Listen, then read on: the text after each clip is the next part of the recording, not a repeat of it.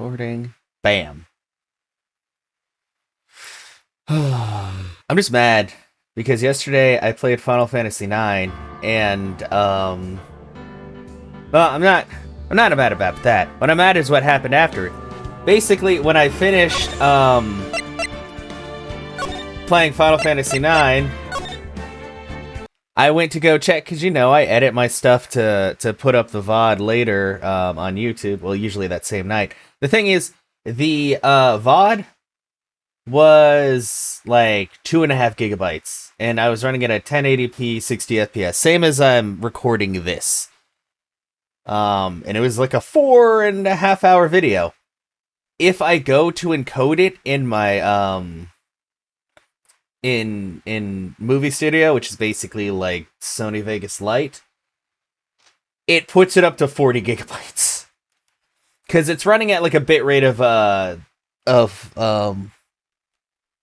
like 1000 megabits per second, which is actually really not a lot, but it looks really good, the recording. And then I tried encoding it at like 2000 megabits per second, and it looked like ass. It also took like 5 hours to encode, so I'm probably just gonna put up the raw recording, even though it has like 10 minutes of my starting screen. So I've decided that going forward, I'm probably just gonna upload the straight VODs, unless and I'll just worry about like clips and stuff later. But I just made it so it didn't automatically record at the very beginning, so we start off at like the actual gameplay. Well, I mean, this part's gonna be included me just ranting about it, but you know what? It's fine. Anyway, I gotta figure out what the hell to do now, because I actually have no idea. Because Edgeworth is not okay. Okay, the drift is definitely showing in this controller. Hello, I'm gonna unplug. Yes. Nope. Oh. This is a nice controller too. Oh well, you know what? It's fine. I'll just use the Joy-Cons. Yeah. Ugh. There we go. Okay. Yes, no drift here. Which is funny, because a lot of people have had problems with Joy-Con drift, but I somehow have avoided that.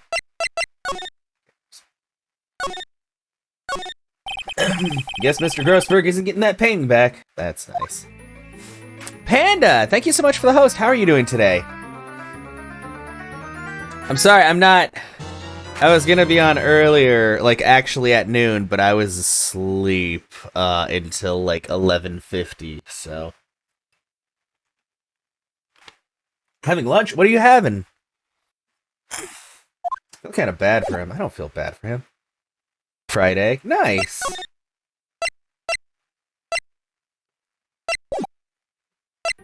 Whoa, I like the fact that you can't go to the other place. Oh, man. Thank you for the host, Phoenix. How you doing?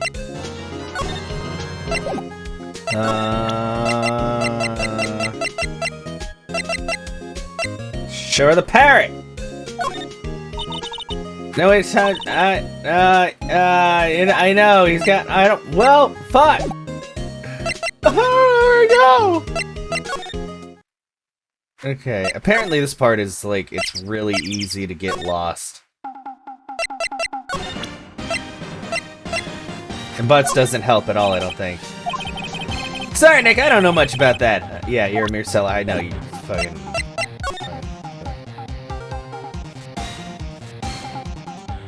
I hope you guys are doing good today.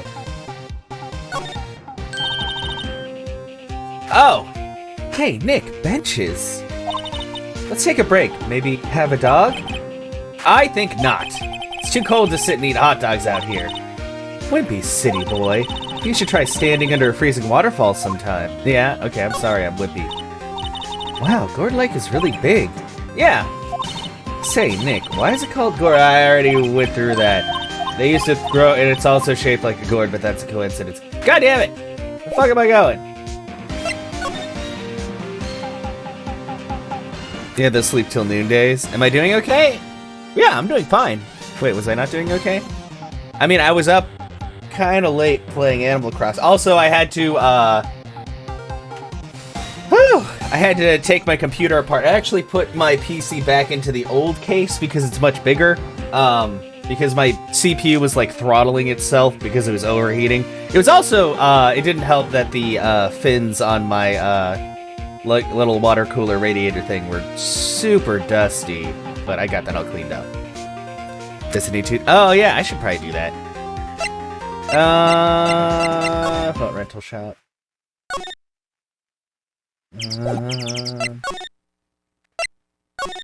I don't like it, because I should have the combination to the safe, because Polly told me, but I guess I'm not actually going to go in the safe. Yeah, it's locked. Yeah.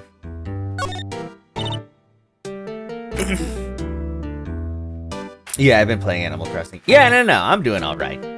I was just annoyed last night because, re-encoding the VOD last night makes it much larger and also takes fucking forever.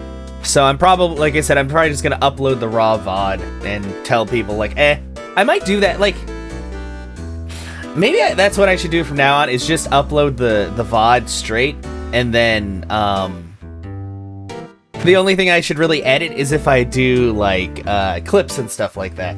Because honestly, all I really do when I edit videos is I cut off the end and the beginning, and any breaks in the middle, but it ends up making the file size bigger, and sometimes the quality isn't quite as good, you know? So, I think that's what I'll do from now on. Plus, that way I'll have more time to work on older stuff if I need to upload it, or work on that. I don't know. I just need to go through, because a lot of stuff is also kind of weird resolutions, and it doesn't work very well. Yeah, Polly, what's your name? Polly! Yay! Maya's found a new friend. Good. I think we need to show this guy something. I remember trying to show him stuff, and he kept telling me that pasta is blue. Or something. So I'm actually gonna look it up really quick to see, because I don't want to be stuck here forever. I'm sure you guys won't mind.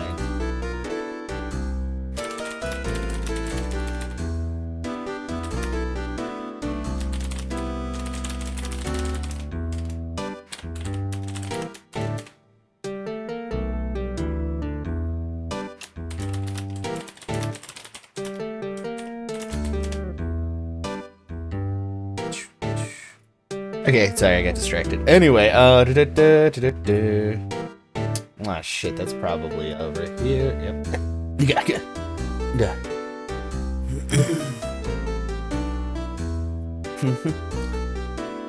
Oh yeah, also, does my voice sound a little bit less wibbly today?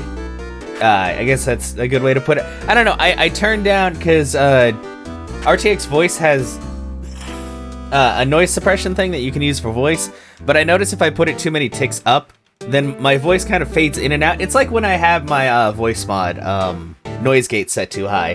Basically, it'll kind of like cut me out if my voice isn't loud enough. Which is kind of annoying. But I guess I just have to, I don't know, do 983 in Destiny Nasties. Yeah. Phoenix, when I got on there, I think I don't know if you saw, but when I was playing with Zyla, they're at like 1,020 or something crazy, and I'm like, how did... okay,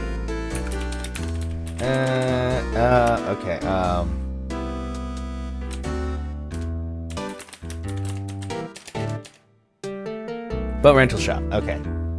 Well, I don't think that helps.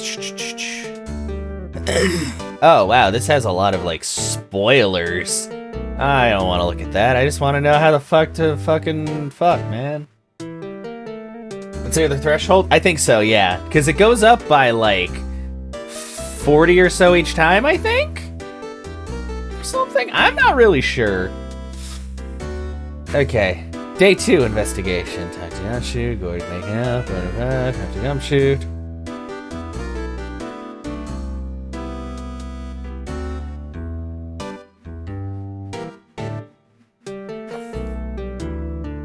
Oh, I borrowed them. Maybe I was supposed to borrow everything else first. Fuck.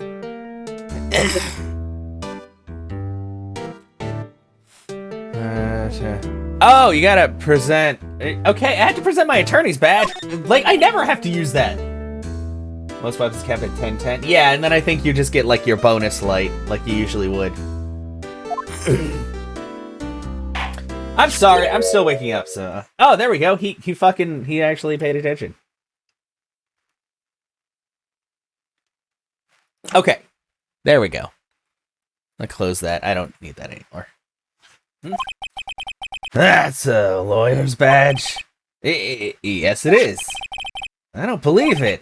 This old guy is the first person to recognize my badge. Oh. I get it. Huh? Yep, I got you figured out now. You're not Keith! Nick! Now's our chance to clear things up. Sir, no, I'm not Keith. And I'm not Meg, either.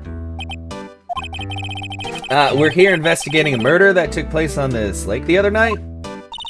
Please help us. A lawyer, huh? Please, mister. Alright, I'll help. On one condition. What's that? When this case is over and done, you'll run the wet noodle. Okay, we promise. Bam! Nick, are you sure about this? Hey, I need to get this case solved. Also, who wouldn't want to eat Phoenix noodles? I guess so. That's my boy. Good for you, Keith. Well, wait, didn't I just say? You too, Meg. Yes? You bring a tear to the old man's eye, you know. Now, what does he want to know? Speak up, Polly. Oh, squawk. Now he's talking to the bird again. How do we get him to talk to us?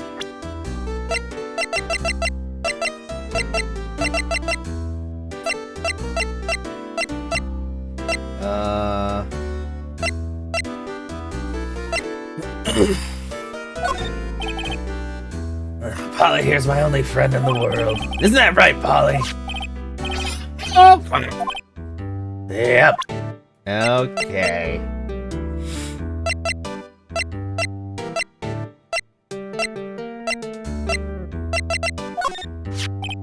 Yep, I've seen this. You know something about it, sir? Keith. Yes? It's okay. You can call me Dad.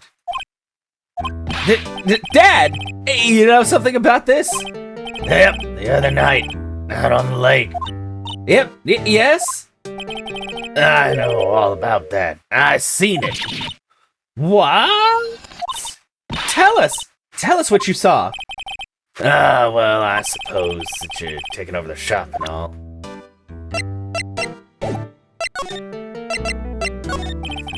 I forget the time, but it was pretty dark outside. Probably night. Yep. It was after midnight, but okay. Then I heard this bang, so I looked outside. And then I heard another one. Bang!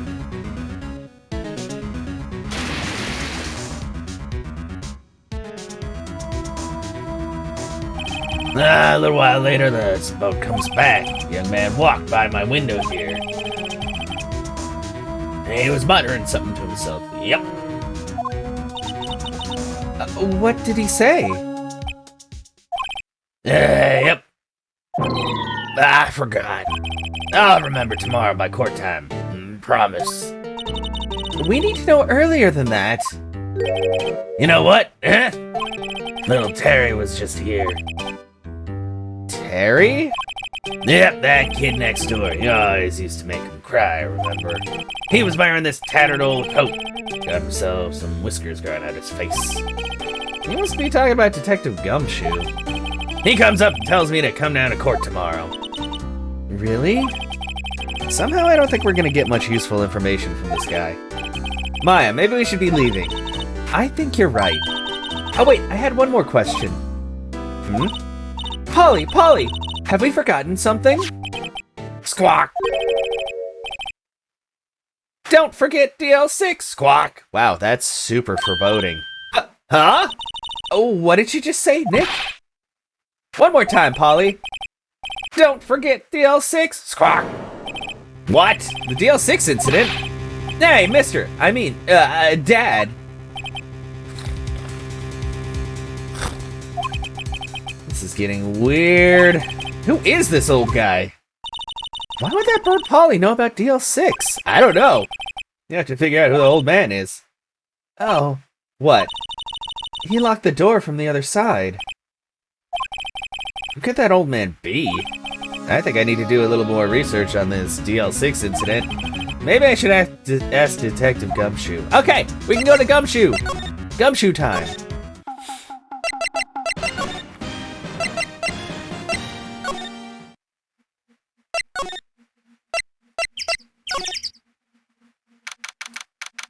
Gumshoe time! December 26th, Police Department, Criminal Affairs. Hey, pal, long time no see. Yeah, you don't look so happy. What's wrong this time? Actually, we wanted to ask you something. Yeah?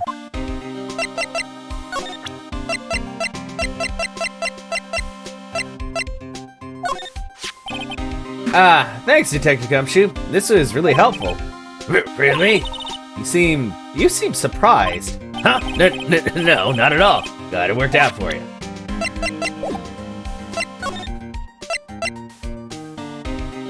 I don't know if I can give it back to him. You're supposed to be able to use all three of his secret weapons, but...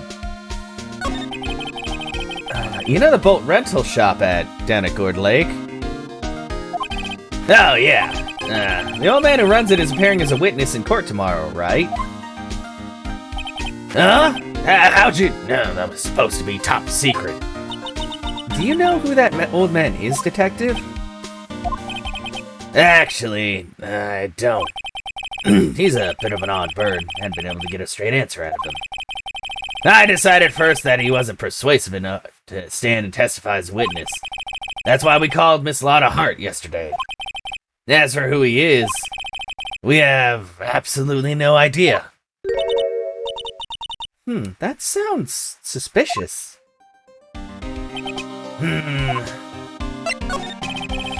Detective Gumshoe, please, help us. Huh? We need to know about the DL6 incident. That was when Edgeworth's father died. I can't help but think that has something to do with this current case.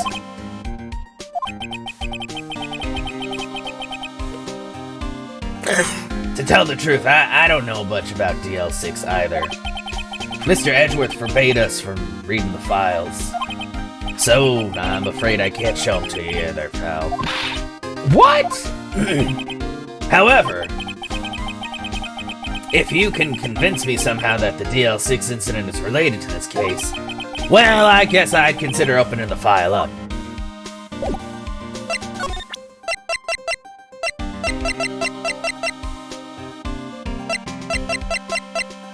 What would I be able to show him?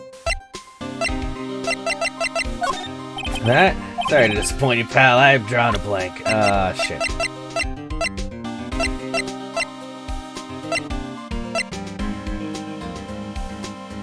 Oh, Polly! Oh, yeah, because Polly said something about the DL6 incident. Man, sometimes I just forget things as soon as they happen. What's that, a parrot? The old man at the boat rental shop's parrot. The parrot knew about that incident. That incident? DL6. Whoa, what? Yeah. Polly, have we forgotten something? Squawk! Don't forget DL6, squawk! Yeah, I remember, that just happened. I thought we brought him along. I'm pretty sure that old man must have taught her that word. Yeah, but how would that old man know about the DL6 incident? Wait, what if that old man was connected to DL6? Nick, you think he might be? I getcha. Sounds like you need information on the DL6 incident. Through there is the station's records room. I'll give you special permission to go in and find what you need. All right, way to go, Detective Gumshoe. Okay, Nick, to the records room. Well, I guess it's time we faced Edgeworth's past. Oh shit! Time to move to the records room. December 26th, Police Department, records room. Hell yeah, we're gonna get to the bottom of this. It's the last thing that we do.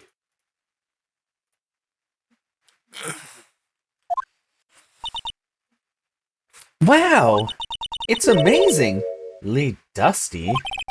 10 years of files and 10 years of dust, I guess. Let's find that DL6 stuff quick. 15 years ago, both me and Edgeworth were 9 years old. We're almost through with 4th grade when he suddenly transferred. Because of DL6? Nick, I found where the file is! Oh, thanks. Just let me know what you want to know about the DL6 incident. Like, she found that fast. I'll go get the right file.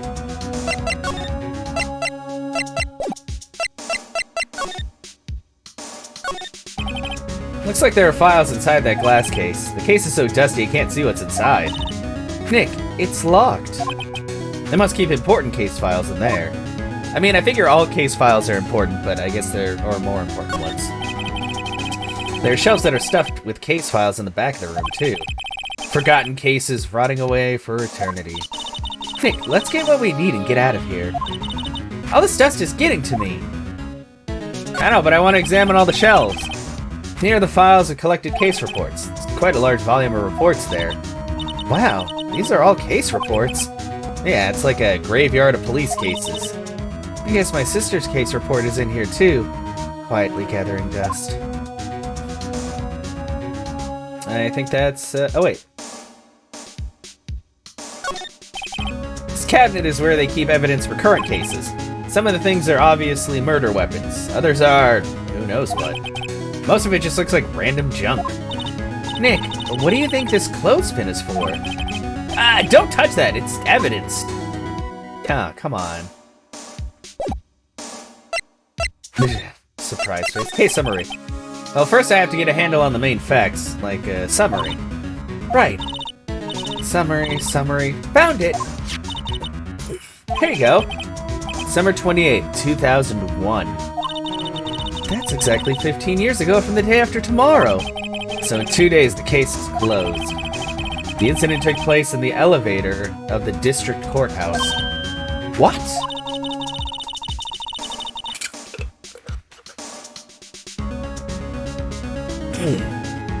Is this the same district courthouse we're holding the trial now? Looks like it. There was a large earthquake at 2 p.m. on that day.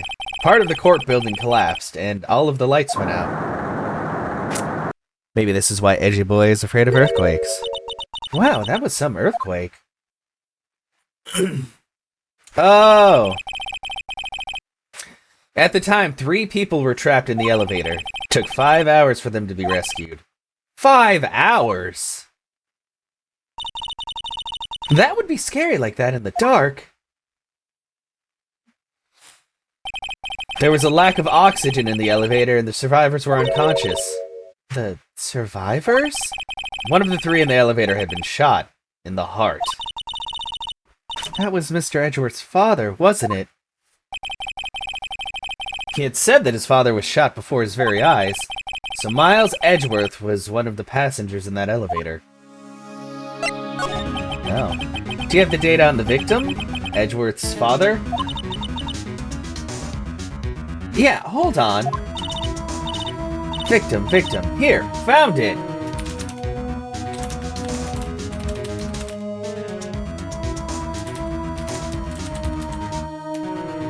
Alright. Gregory Edgeworth, 35, defense attorney. If he were still alive, he'd be 50. He had lost that day's case in court and got in the elevator with his son, Miles. I think I might have read the last one in the wrong voice, but let's not worry about that. Miles? Miles Edgeworth, of course. So he was in the elevator with his father. Yeah. From the angle of the bullet and other evidence, it could not have been a suicide. The murder weapon, a pistol, was found in the elevator. The pistol had been fired 2 times. Where have I heard that before? Huh, sounds just like this current case. What's going on here? Got any data on the suspect in there?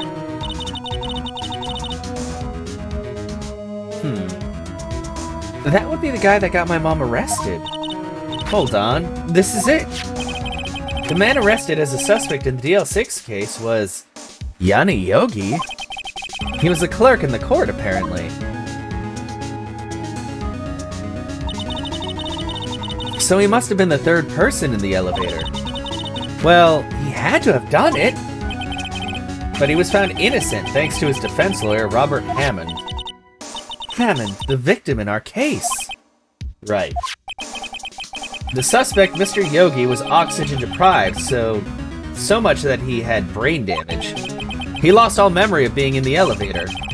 After he was declared innocent, he disappeared. Where could Yogi have gone to, I wonder? He may be closer than we think. Like the caretaker! Bom bom bom! I think. I guess we know generally what happened in DL6 now. I still don't know that sort of impact the whole thing had on Edgeworth. Well, yeah, he was in an elevator and his dad died, and there was an earthquake. Probably sucked. Nick, are we going to take the whole file? There's too much. We'll never get it out. You're right. How about we just take what we think we'll need? DL6 case file added to the court record.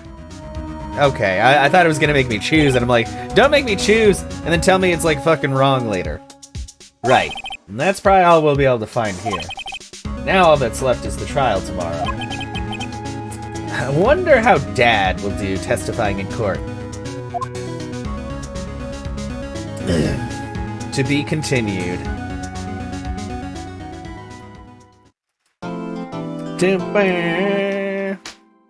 Man, this is gonna be rough. Whoop. Save progress.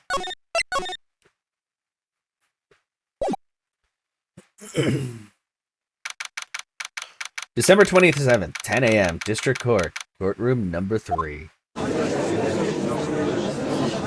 Order! Court is now in session for the trial of Mr. Miles Edgeworth. The defense is ready, Your Honor. It's looking rough. It's gonna be okay. It's gonna be okay, Panda. Va, Karma, you suck. I hate you. But, well, apparently the prosecution is also ready. Who's the judge here, anyway?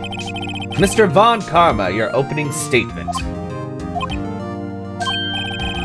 Very well. No opening statement, so... Objection! Not so fast, Judge. I was taking a meaningful pause before speaking. Right, of course. A prediction! Today's trial will end 3 minutes from now. Well, that's dumb. Order! Order! Mr. Von Karma, what's the meaning of your statement just now? It's exactly how you said. This man has nothing left. Ah, must you question everything? It'll be over in 3 minutes. We have no time to waste. Okay, I mean, I can agree with him on that one, but I hate him still. I'll call my witness now. Right. I call my witness, my decisive witness, to the stand. Is that it's that mysterious boat shop owner. Yep.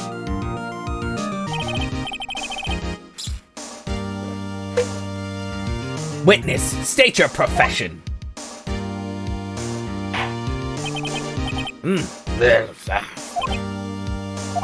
I'm the proprietor of the restaurant, The Wet Noodle at Gourd Lake.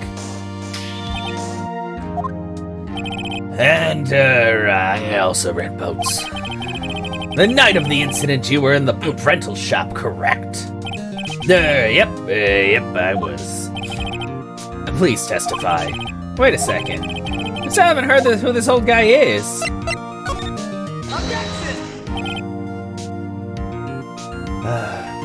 Wait a minute. Witness hasn't stated his name yet. Because I did not ask him, Mr. Wright. Bah! I have predicted this trial would end in 3 minutes. Stop asking trivial questions and cooperate. It's very important. Names are important. Yeah, right. No, seriously. Yeah! Judge! Fuck you, Karma! The judge actually thought it through. The witness will state his name.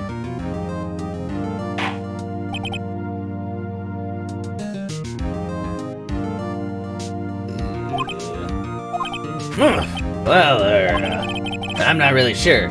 Yep. What? What do you mean?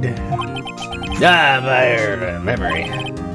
Your Honor, the witness does not remember anything beyond the last several years. Ergo, he cannot recall his own name. He can't recall it, you say? Yes, but the incident in question took place 3 days ago. Can testify. Very well. Let's hear his testimony then, shall we? Witness? Witness testimony. The night of the murder. It was the night of the 24th, just after midnight. Yep. I was in the restaurant where I read boats, as usual. Then I heard a bang. Yep. When I looked out of the window, I saw a boat just floating, like.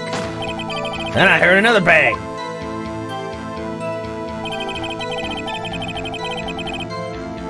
Just about then, the boat comes back to shore and a man walks by my window. Very well, I'd like to begin the cross-examination. Don't fucking object to the cross-examination, you piece of shit!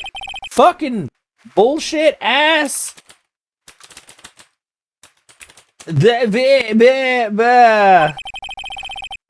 Ergo, no cross-examination is needed.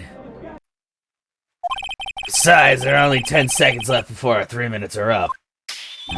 Judge, your verdict, now! Yes. No! Fuck him! Mr. Wright? Cross-examine. Fuck you. What are you saying? Of course I'll cross-examine the witness. Very well, you may begin. Ah! Fuck you, Von Karma! Excuse me? Mr. Von Karma? 3 minutes just passed! I see. Well then, let's just take our time. Ha! Fuck you, Von Karma! You may cross-examine the witness. The night of the murder. The night of the murder, just after midnight. Yep. Press! Just after midnight, you say? Yep, just around then. Are you sure? Pretty sure, yep. When I talked to you yesterday, you were rather vague about the time. I'm surprised you seem so sure about it today. Did he just go to fucking sleep? I asked him and he remembered. Isn't that right?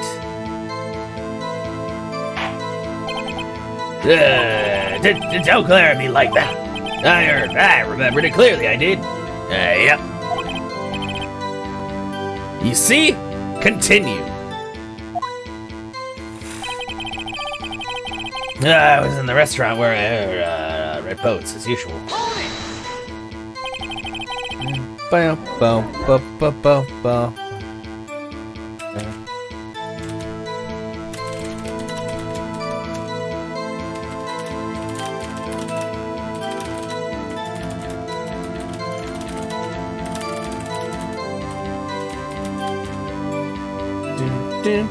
Is there anyone that can verify that? Well, I guess Polly could. That's not good enough for a court of law. Mr. Wright, exactly what's not good enough. Your Honor, this Polly is a parrot. A parrot? I love parrots! Don't be so hard on the girl, Keithy boy. Keith? The prosecution concedes that we cannot prove the witness was in the shop. Witness, please continue. I'm glad that he's just so fucking fed up.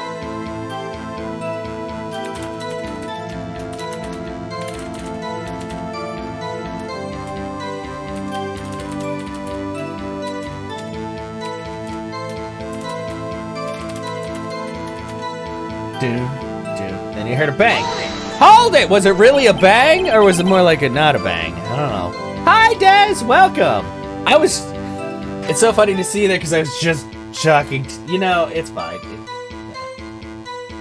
Also, I decided when the thing I was talking to you yesterday about the video being like tiny, and then when I tried to upload or when I tried to encode it, it takes like a million years. I think what I'm gonna start doing is just I'm going to start the recording like actually when I start playing the game, and then finish it like right near end of stream. And I'll just upload that. And then the only thing that I'll really like edit is if I'm making clip compilations or other things.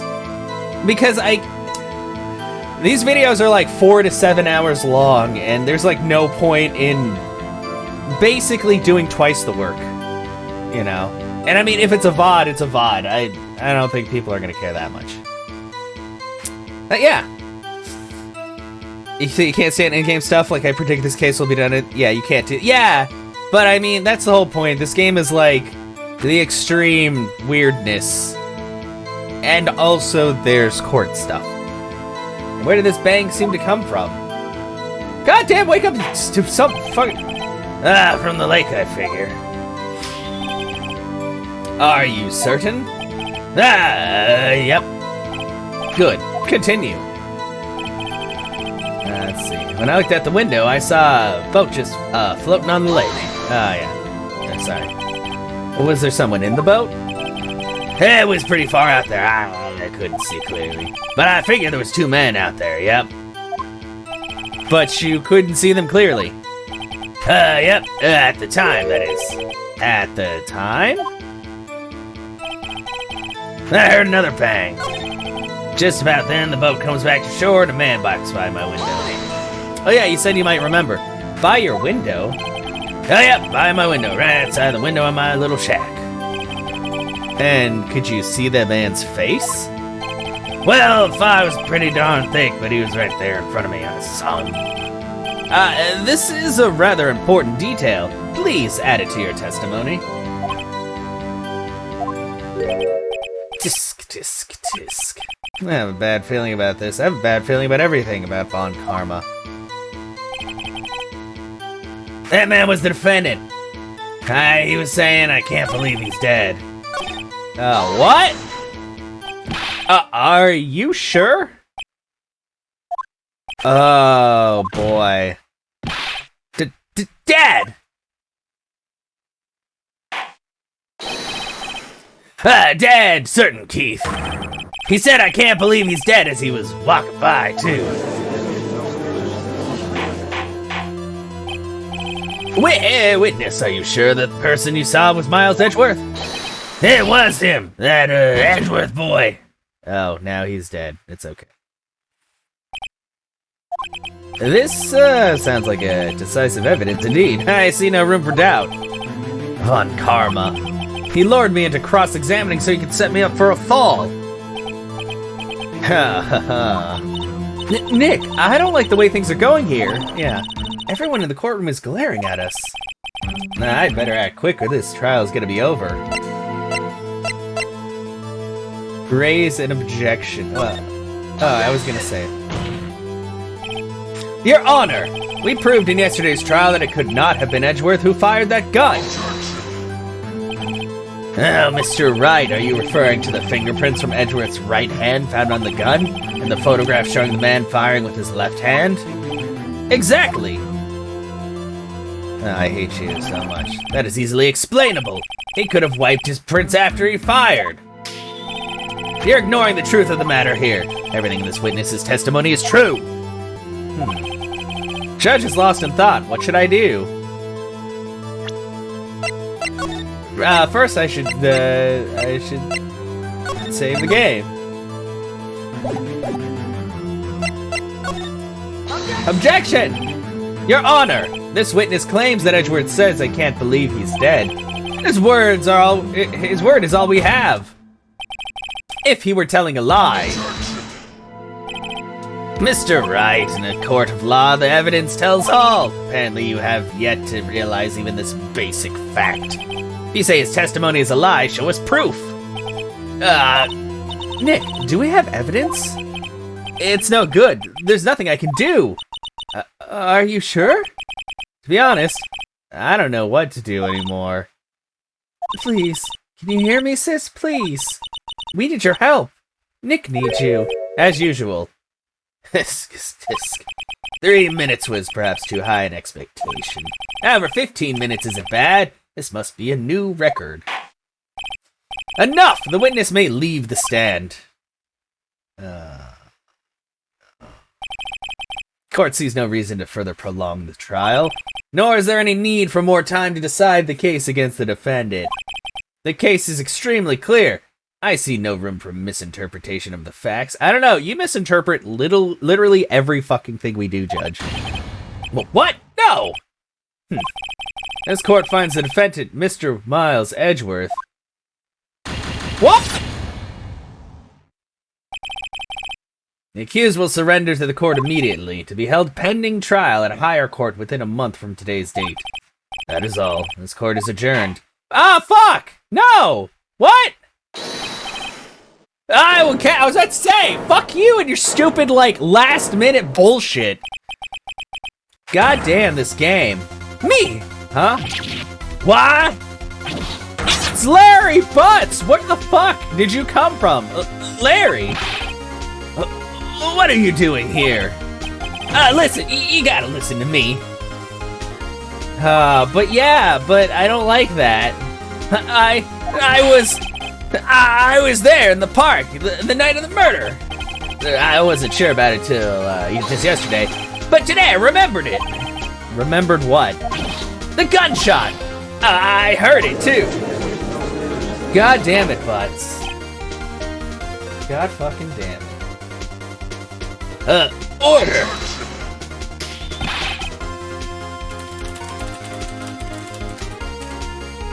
What is the meaning of this? The verdict has been decided! I call for adjournment!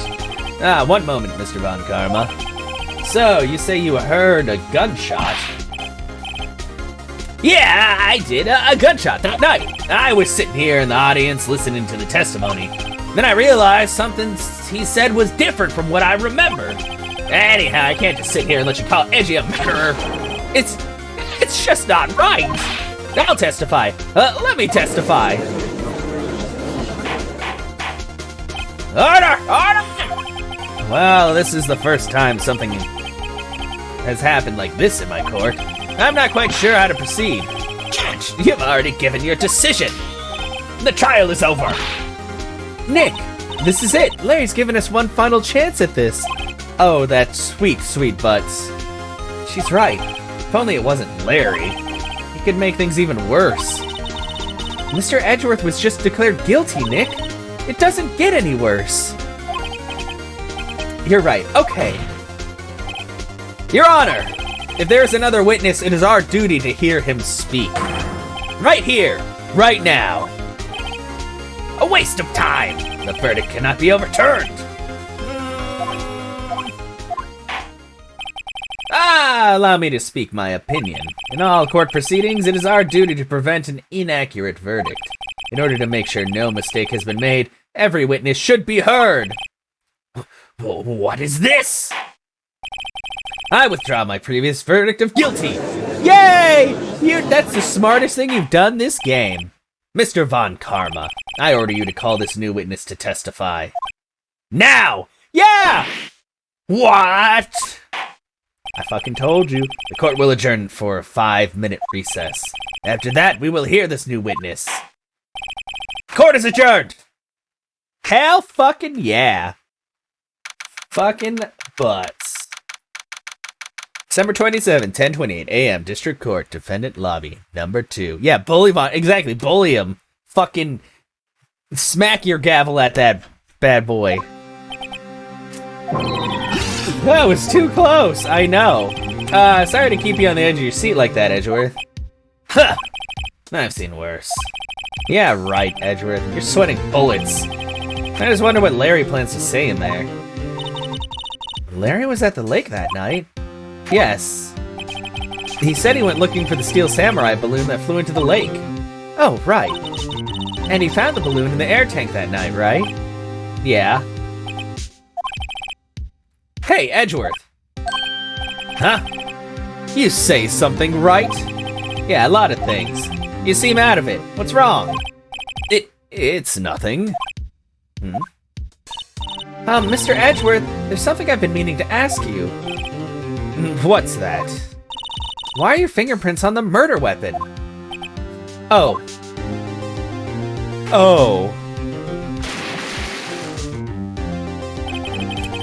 When he fell into the lake, I went into a daze. I couldn't understand what had happened. I couldn't think straight. Then I saw the pistol lying on the floor of the boat in front of me. I picked it up without thinking. I didn't have a reason, really. I see. Right. Yeah? This might be our chance. Our chance? Von Karma has only ever run perfect trials. Perfect trials? Perfectly prepared witnesses, perfectly complete evidence. That is the secret to his success. This is the first time he's ever had to deal with something unexpected. He has to let someone he hasn't even talked to testify before the court. And that someone is Larry. What are you getting at? It's likely his testimony will be full of holes, right? That's right, Nick. No 10-minute trial this time. We'll milk this one for all it's worth. Hey, it was 15 minutes. 15! Everything's on Larry now. God damn it. Remember, if it smells, it's probably the butts. Oh, friends. All right, back to court.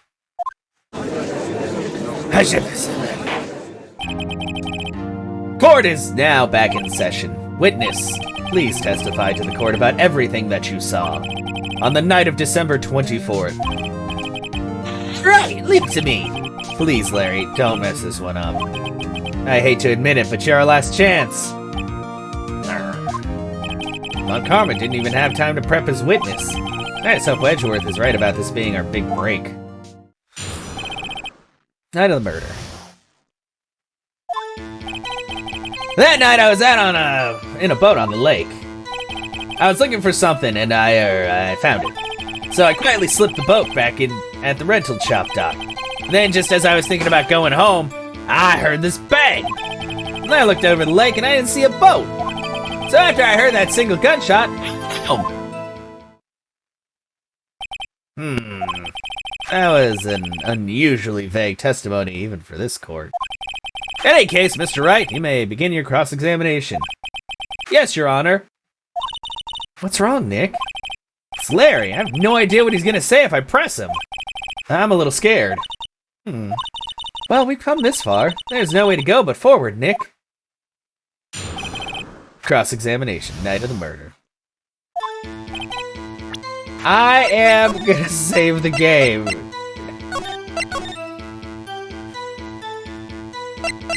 Alright. Okay.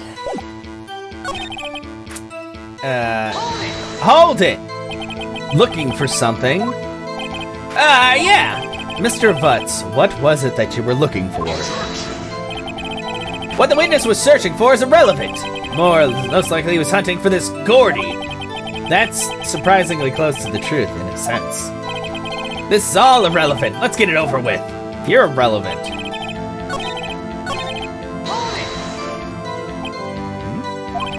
Something wrong, Mr. Wright? There's so many things wrong, I don't know where to begin. Okay, first of all, what time was it? Oh, it was after 11 o'clock when I went out on the boat. By that time, everyone had gone home for the night, so I waited until the coast was cleared, so to speak.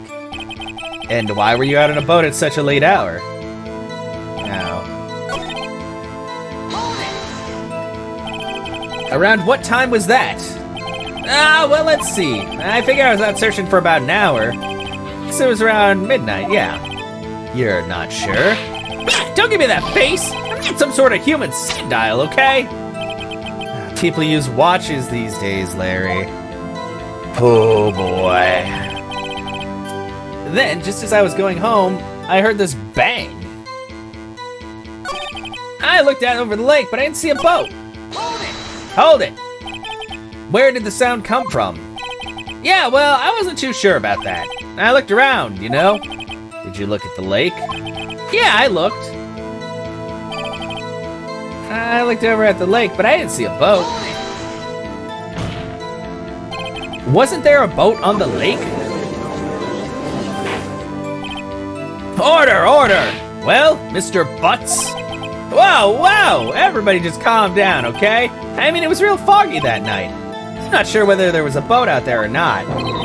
Okay, no problem. That's just the most important part of this case. Huh. So after that single gunshot, they went home. So you only heard one bang, correct? Yeah.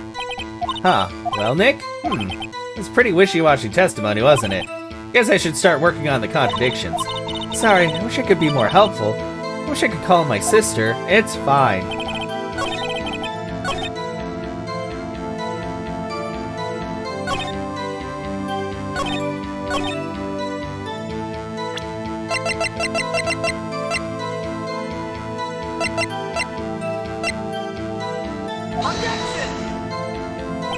This evidence clearly never fucking but it says shot 3 times.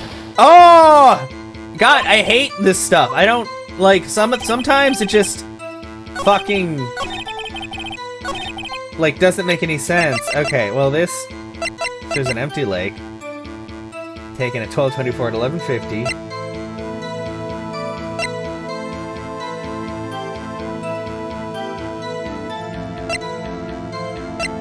Second lake photo.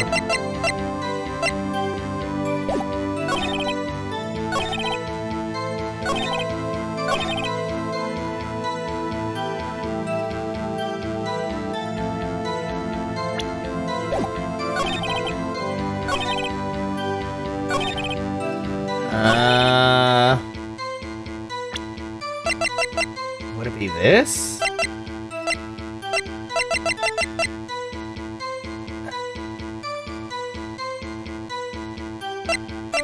Unless I use Lotus.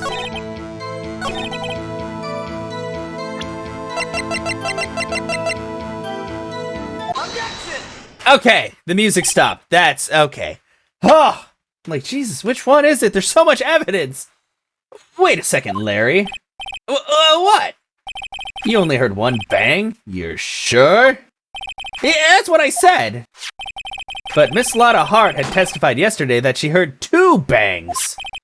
And the old man just now had said the same thing. They both heard 2 gunshots that night. Huh? Were you even listening? Were you paying attention at all to what they said?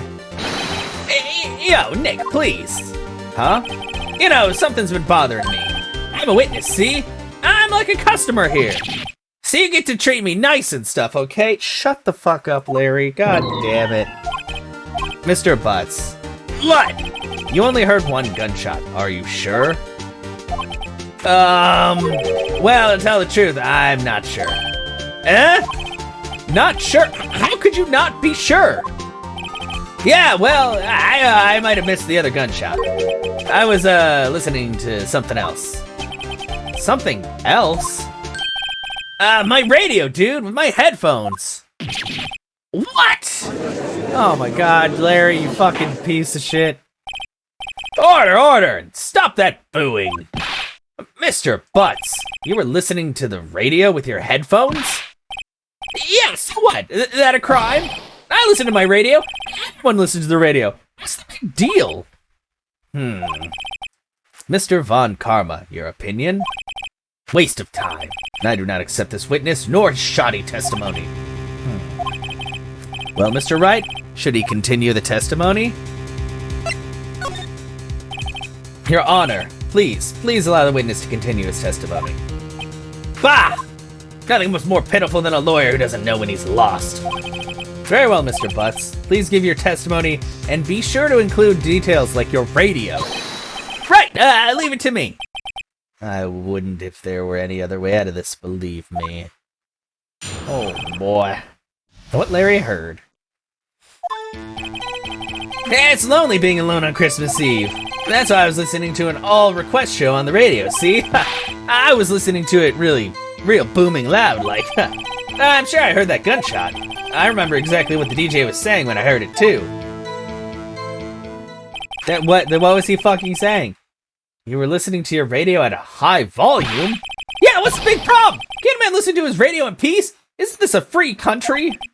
I truly believe Larry has no idea what the problem here is. Judge, can you believe a word this witness says? What he heard was probably nothing more than a drum beat from the radio. True enough, it is difficult to believe this testimony. Objection! Wait, Your Honor. The witness said he remembers exactly what the DJ said when he heard the gunshot. Excuse me? DJ? Oh, no. An announcer, the guy who says things on the radio. Anyway, what this means is when he heard the sound, no music was playing. The DJ only talks between songs, so he could have heard the gunshot from the lake. I'd like to cross-examine the witness, Your Honor. Very well, Mr. Wright. Can't believe I'm continuing this charade. I said charade. There we go. What Larry heard. Yeah, it's only being yeah, let's press it. So, you turned on the radio. I just wanted to hear someone's voice, you know. You don't know what it's like out there, alone, on Christmas Eve. Alone! Actually, I know exactly what it's like. It's really not that bad. Shouldn't have said anything. Started listening to an all-request show. Do you by any chance remember the name of the program you were listening to? This has nothing to do with the case, Your Honor. Objection sustained. Witness was listening to the radio. That's all we need to know. But certain shows happen at certain times, which would prove fucking whatever. Tell us, Mr. Butts, how loud was your radio set to? Why? Real booming loud? Yeah, you know. And you had headphones on? Yep. I wouldn't think you could hear anything going on outside at all. Hold it! Can you prove that? No, of course you can't. No, I can't prove it, but I remember that moment real clear. I mean, while I was talking about it, it came back real clear to me, you know? What did she say? Mr. Wright, please cease these pointless questions. What possible good could knowing what a radio DJ said do us? Indeed, Mr. Von Karma has a point. I'll allow the question only if you see some reason why we should care. We should care, Your Honor. Of course we should. Why? Well, how do you know? Phoenix, what the fuck? We know, like, exactly what time it happened. How hard is it to remember this? Even I know this. Fine, very well. Mr. Butts, please testify to the court. What was the radio announcer saying when you heard the gunshot? Just when she said, hey, it's almost Christmas, I heard the gunshot. Are you sure? Of course I am. She had this real sexy voice. Maybe Von Karma was right. I'm not sure how that helped us at all. This is the most ludicrous testimony I've ever heard. But there is one gleaming ray of hope in there. Gotta press it until we get to the bottom of what happened.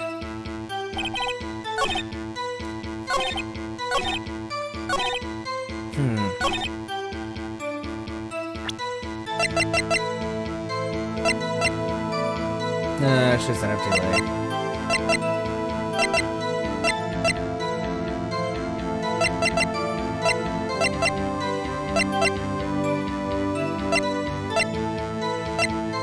Ah, God.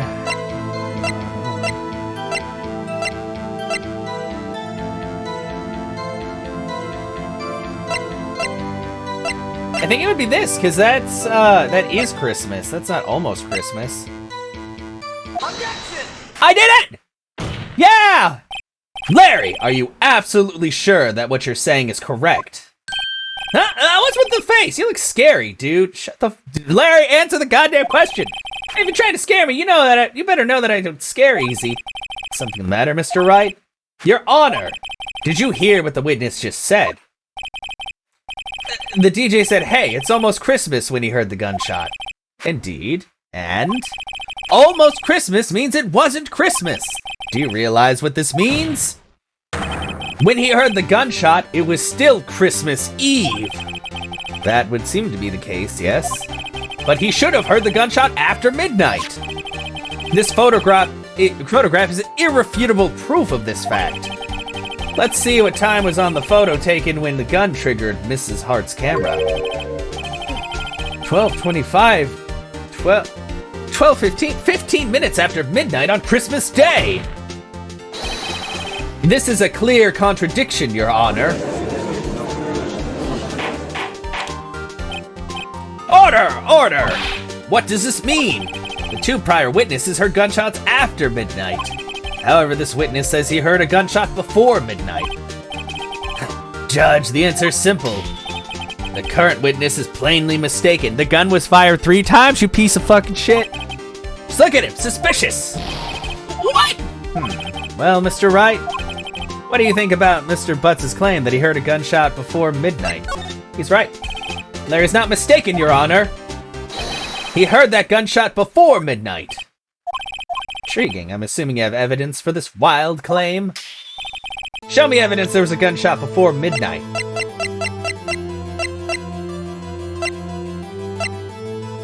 Take that! This is my evidence. The murder weapon? Something about this pistol was bothering me, Your Honor. Both of the witnesses who testified yesterday heard 2 gunshots. However, the murder weapon was fired 3 times. When, then, was the last shot fired? Only now have I realized the truth. That 3rd shot was the shot Larry heard just before midnight. Order! Order! I guess that would make sense out of yesterday's testimonies.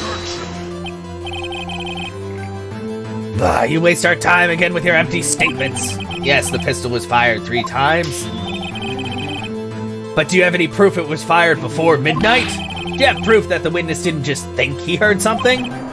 Indeed. Well, Mr. Wright, there's no turning back now. Do you have evidence that proves there was a gunshot before midnight? Yes, I do. Do you have evidence that proves Mr. Butts wasn't just hearing things? Take that! Take that! Look at this photograph. This was taken by our witness yesterday, Miss Lotta Hart, with her automatic camera. The timestamp on this photo reads December 24th, 11:50 p.m. Oh, yeah? But there's nothing on the lake in this picture. Your Honor, the real issue here is not why nothing is shown in this photograph. It is why this photograph exists at all. What do you mean? Your Honor, this photograph was taken by an automatic camera. That camera was set to go off in response to loud noises. Aha! Correct!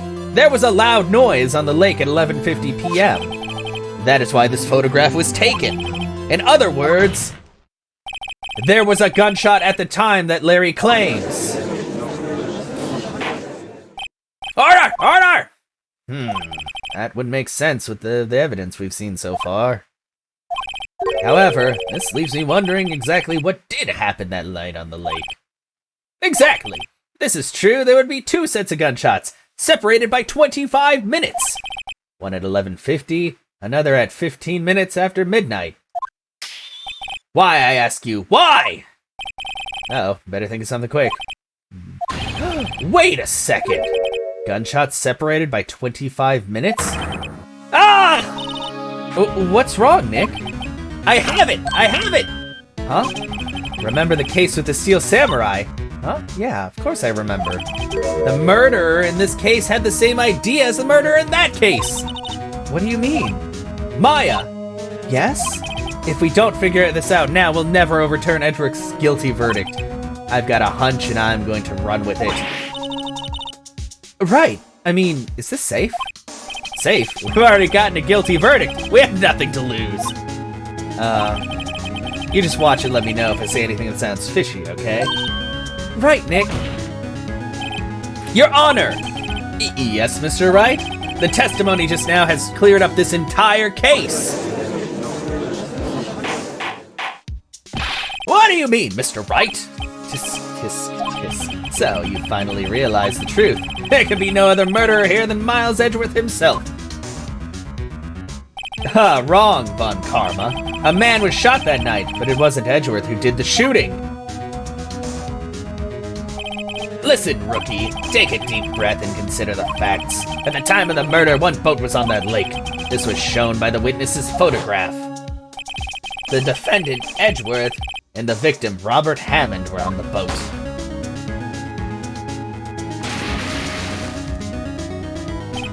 There was a gunshot fired on that boat and Robert Hammond fell into the lake. The distance of the shooting was 1 meter. It couldn't have been suicide.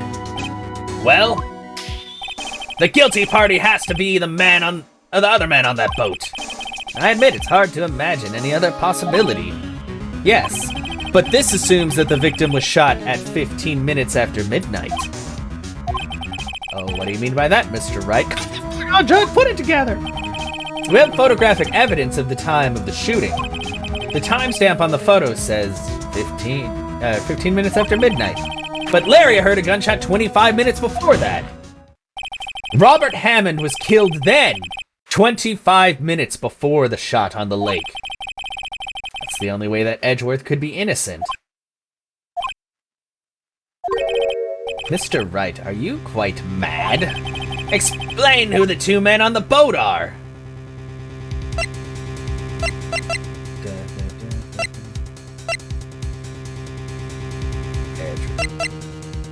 Baba!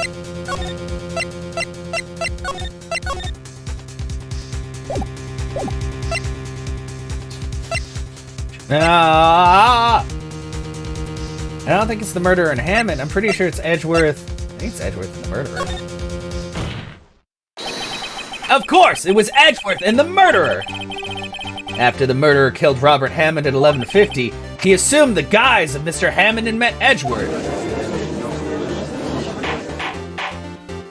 What? Are you serious? Yes, Edgeworth won't tell us why he went to the lake that night. However, I have a hunch. That night, Robert Hammond called Edgeworth to the lake. Now, Edgeworth didn't know Robert Hammond's face that well. That's why he didn't suspect anything when the murderer took Robert Hammond's place.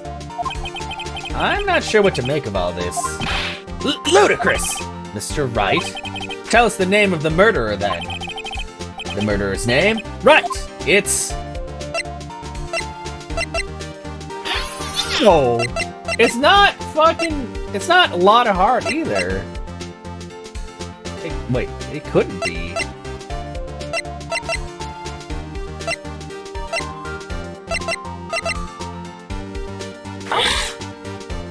I hate this fucking suspense.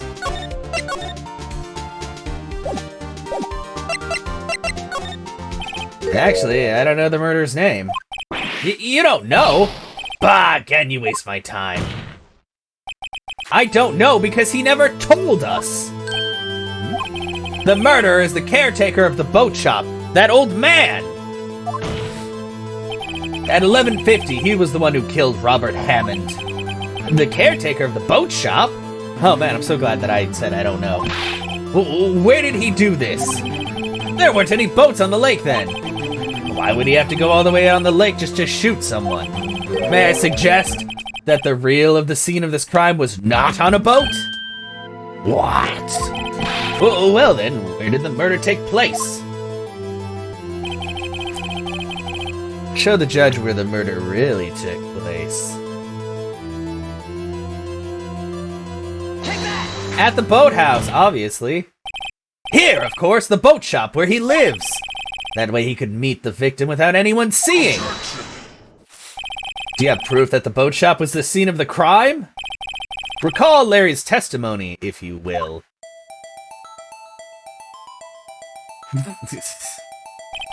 That night he was out on the lake in a boat searching for something.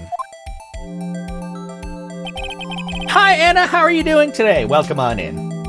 He finds it and returns to the boat. Then, just as he's starting to head for home, he hears a gunshot. He heard a gunshot, Your Honor, even though he was wearing headphones at the time. In other words, the gunshot was very, very close by. You're cleaning your room? Awesome, I need to clean my room more. I cleaned it a bit yesterday, but there could always be more. I'm doing fantastic today. We are cracking this case wide open. I hope. Also, you're using Linky. Okay, good. Now you can get all kinds of things, Anna. I think it also does video if there were videos, but I know you're just looking for music. And where would that be if he had just returned the boat? The boat shop! Yeah. Order! Or, wait, Mr. Wright. What happened that night on Gourd Lake? Please tell the court from the beginning. Yes, Your Honor. Nick, are you sure about this? Not really, but I think if I start at the very beginning, and I take it slow, I might just be able to figure this out.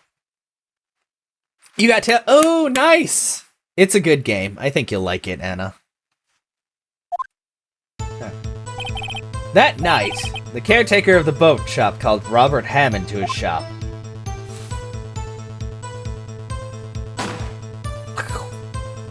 Yay! This was around 11:50. That was when the gunshot that Larry heard was fired. After that, the caretaker put on Robert Hammond's coat. He became Robert Hammond. Then he got in the boat with Edgeworth and went out in the middle of the lake. Then who fired the pistol on the boat, Mr. Wright? You saw this game Trilogy on Xbox? Yeah, it's on all the systems, I think, now. It's really good. Sometimes a little stressful, though. Yeah, it wouldn't have been Edgeworth. There's no way he could have. Of course, it was the murderer who shot the pistol. He shot twice. Both missed Edgeworth on purpose. Wait a minute.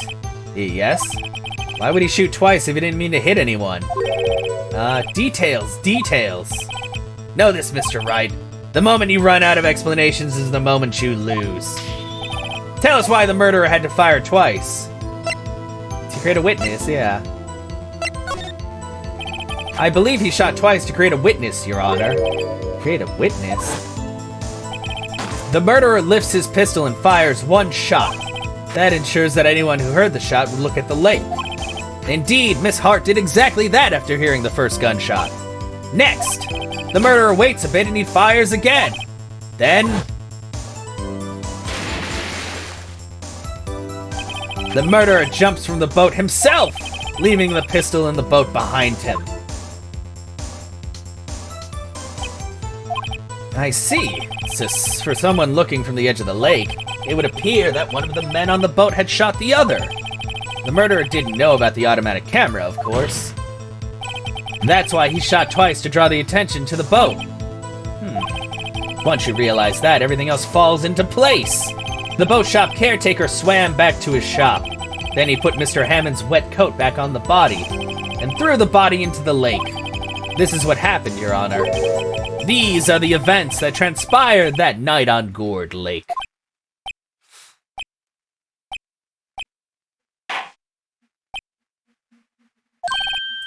Bailiff!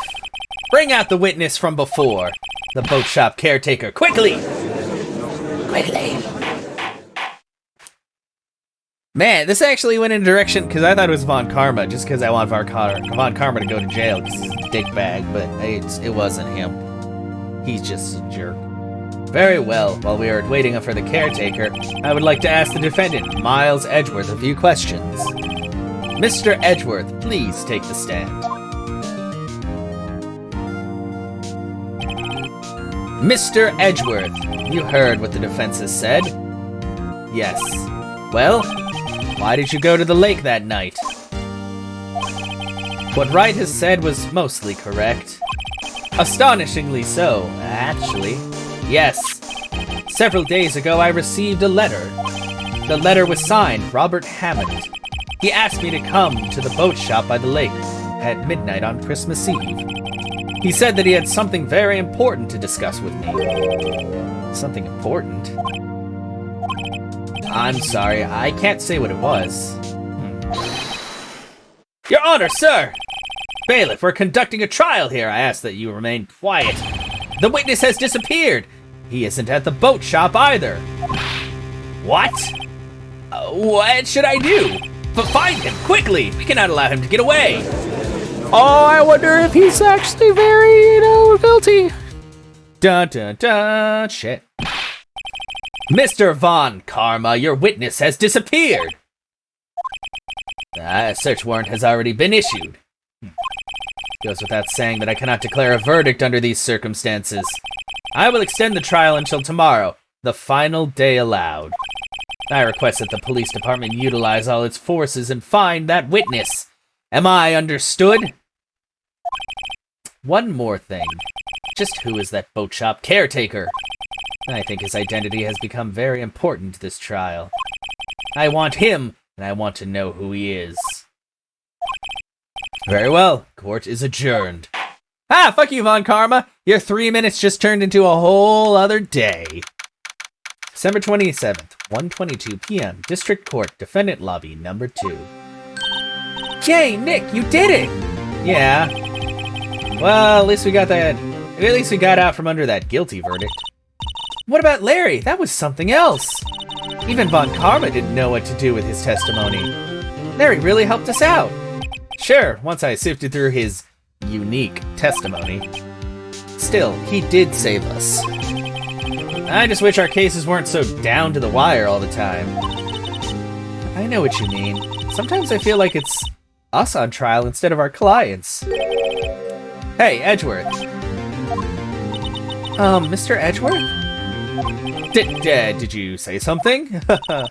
Don't look so pained. I mean, it looks like you're probably going to get off the hook. You could try to smile just a little. Relax. I'm sorry, but I fear it's not over for me yet. What do you mean? Right. There's something that's been troubling me for a long time now, and I don't know whether or not to tell you. Edgeworth? No, there's so little time left. I want to tell you to get it off my chest, but I can't make up my mind. What is this about, Edgeworth? It's a nightmare I've had. A memory of a crime that I committed. A crime you committed? A memory of a murder.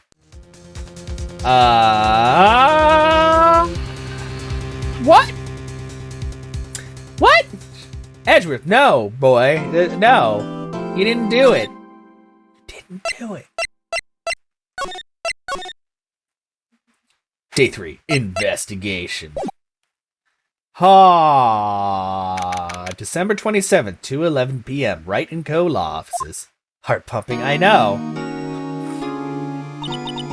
What was Mr. Edgeworth talking about? Memory of murder. I know, I get it. Memory of murder. Do you really think that Mr. Edgeworth kills? I don't believe it. Not Edgeworth. Some painful memory has been troubling him recently. But he never takes someone's life. Never. Nick. Yo, how's everyone doing? Larry, you are not the person I was looking for. Oh, Edgeworth. What do you think of my performance today? I am swooning in the aisles. Huh? Maya. Swooning? Me? Oh, yes. I do remember feeling faint. Right on! Tell me the truth. Was it like love at first sight? Right, Nick? Me? Well, maybe my heart skipped a beat or two. I think you can do better than that. Come on! I saved Edgeworth in there, dude! Edgy! You guys should be bowing before me. Yeah! Before your hero. You know, I heard like a weird whine and I was like, what is going on? And it turned out, I forgot, I had my other Joy-Con sitting on the desk, so I was hearing it like vibrate on the desk.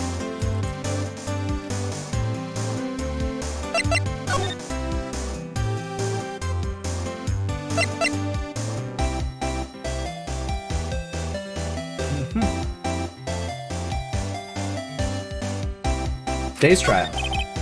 Larry, you really helped out in the trial today. You did! If you weren't there, Larry, I'm sure Mr. Edgeworth would have been found guilty. But seriously, Nick, that boat shop caretaker guy is pretty suspicious. But Edgy ain't off the hook yet. Way to spoil the mood, Larry. Hey, I'm just a guy sitting in the audience, you know? But from where I was sitting, Edgy seemed pretty, edgy. Thanks. I mean, can you really know he's telling the truth about that night? Nick? I don't know. But what I do know is, I'm going to believe in you two until the end. Yeah, Larry is a unique character for sure. Us two? Edgeworth and who else? You and me, right?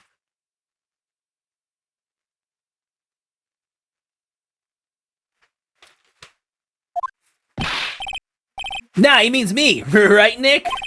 Yeah, you, Larry. Get in the shower and your car. It's okay, Anna. Once you get it done, then you won't have to do it again for a little while, so it's fine. Not me? But why you, Larry? Huh? Actually, yeah. Why me, Nick? Enough with the silent treatment. Okay. Nick, why do you trust Mr. Edgeworth so much? I mean, he's changed recently, true. But when we first met, he was kind of a jerk, don't you think?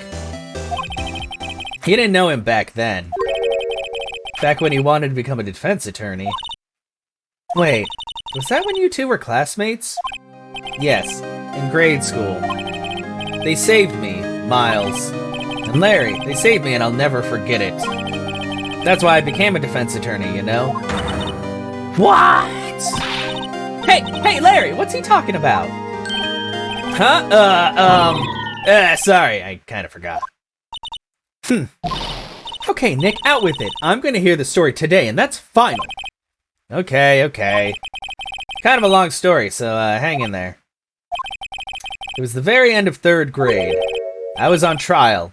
A class trial. A class trial?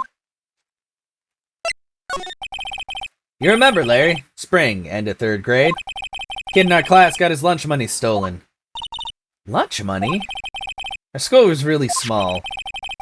Every month, kids would bring in an envelope with money for lunch from home. Huh, I see. Anyway, this kid's envelope disappeared, with $38 still inside. Oh yeah, now that you mention it, I do remember that. I can see why you'd forget, though. You were out of school that day. Anyway, the envelope had been stolen during PE class. I was coming down with a cold, so I skipped PE that day. I was the only one not in class. So they thought you did it? Yeah, kids in class said I should be put on trial. Trial? So the next day we held a classroom trial with me as the defendant. I didn't do it! Guilty! He did it! Guilty, he was your thief! Give the money back! You're such a meanie! No one plays with him! Just admit you did it! You can't hide the truth! Tell us the truth! Kids are jerks! We're not gonna play with you anymore! Yeah, not bargained by a racer! You shouldn't be allowed to real race! The library committee! Give me back my 50 cents! Did you rob the bank the other day? Jesus, these kids are brutal. Now, Phoenix, you know you shouldn't steal people's money. It's not right. In the end, even the teacher thought I'd done it. Go over and apologize, Phoenix. Look at him! Tiny, spiky-haired child. I didn't know what was happening. I was so sad, I couldn't stop crying. Everyone was staring at me like I'd done it. I tried to apologize. I went to where the boy whose money had been stolen was sitting. That's when it happened. You shouldn't have to apologize. The only thing that belongs in a trial is evidence. Anything else has no place. You should all be ashamed, amateurs. Miles? Look at his little bow tie! Oh. It wasn't you who stole my money, was it? Oh, it was Edgeworth's money. No. Then you shouldn't apologize. Everyone's been shouting you did it, but no one has any proof. That is why, Your Honor, this boy is innocent. But Miles, it was your money that was stolen. Yeah, he did it. He's the one. We don't need proof. Make him say he's sorry. Why don't you all just shut up? It's Larry. Fucking, he looks exactly the same. This is always how it is. Everybody ganging up and picking on one person. Just think how he feels. He said he didn't do it, so he didn't do it. Then they became bestest friends. Very well. I will replace the money myself. This class trial is over. That's how it happened. After that, the three of us were the best of friends. Wow, I had no idea. Yeah, I had no idea either. I mean, I forgot. I bet Larry was the one who stole the fucking money. That's when I learned what it meant to be alone. Teeny Larry's okay, yeah, he's alright. Totally alone. Without a friend in the world. You did a good thing, Larry. Yeah, well... I was just lucky that I took the day off from school. If I'd been there, they would have thought I'd done it. So I took it kind of personally, see? If something smells, it's usually the butts. Anyway, Edgeworth and I talked about after that class trial. That's when I heard his father was a defense attorney. I remember his eyes would shine when he talked about his father. Aww. I'm gonna become a defense attorney just like my father. A famous defense attorney. So famous. Then a few months later, he suddenly transferred to another school. The DL6 incident. Right, I'm not sure, but the transfer probably had to do with his father's death. That's so sad. It was several years later when I heard Edgeworth's name again. There was an article about him in the newspaper. The headline was something like, "Dark Suspicion of a Demon Attorney." Fabricating evidence, manipulating testimonies, covering up facts. The article said he'd do anything to get a guilty verdict. Anything. But why? What happened? I mean, that's not the Edgy I used to know at all. That's what I thought too. I tried to get in touch with him, I don't know how many times. He never replied. I guess he didn't want to see his old friends. I couldn't just drop it though. I wanted to meet him to learn why he had become who he became. That's when I decided. Wait, you don't mean... That's why? That's why you became a defense attorney? To meet Edgeworth? If I was a defense attorney, I knew he'd have to meet me whether he wanted to or not. In court.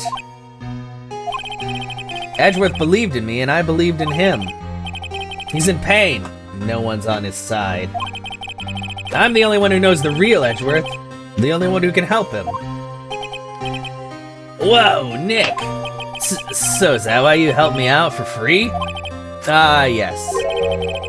I helped you because I believed in you. Except I don't remember saying I'd do it for free. Aw, Nick! Nick! Nick! We have to save Mr. Edgeworth if it's the last thing we do, okay? Right. It very well may be. First, as that rental boat shop caretaker, we need to find out who or what he is. I'd settle for who. Guess I can clean out some of this evidence I no longer need. Okay, let's go! How much evidence did I not need? Wow, it was like 2 things! Oh wait, I have the photograph of the scene of the murder. I forgot about it. Edgeworth feeling, I know. Alright. Oh, Gourd Lake entrance. Oh, hey, Gumshoe! Hey, pal, long time no see! Oh, Detective Gumshoe. Ah, close one today, eh? I got so worked up I snapped my tie in half. Sorry about that. No problem, pal. Thanks to you, we now know who really did it. You mean the boat shop caretaker? Look, I'll make you a promise. I'll have that scoundrel in my custody by trial time tomorrow. Come what may. It's my duty to you as a police officer. Now I'm off to catch me a criminal. Detective Gumshoe sure is, active today. Oh, one other thing. No one can go into the woods today. The woods? Where Lotta was camping? The woods are off limits to camping, and apparently the park ranger found out. He got pretty mad. No one can go in for a while. I guess Lotta's in a lot of trouble. Anyway, I'll be seeing you tomorrow. I know, we can't go to the woods. December 27th, Gourd Lake. Public beach. Huh? The steel eyesore is missing. Eyesore? Looks like the hot dog stand is closed, too. I guess Larry's too busy worrying about Mr. Edgeworth to show up for work.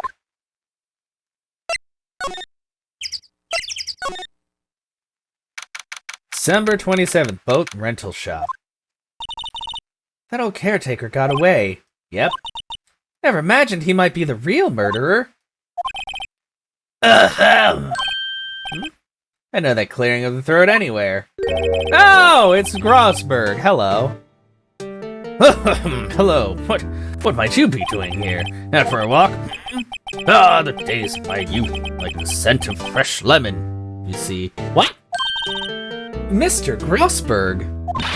This is no time for idle reminiscing. Mr. Edgeworth's trial ends tomorrow. That's true, yes. But from what I saw of today's trial, Edgeworth should be fine, right?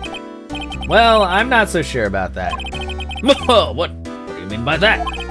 Well, I'm not sure.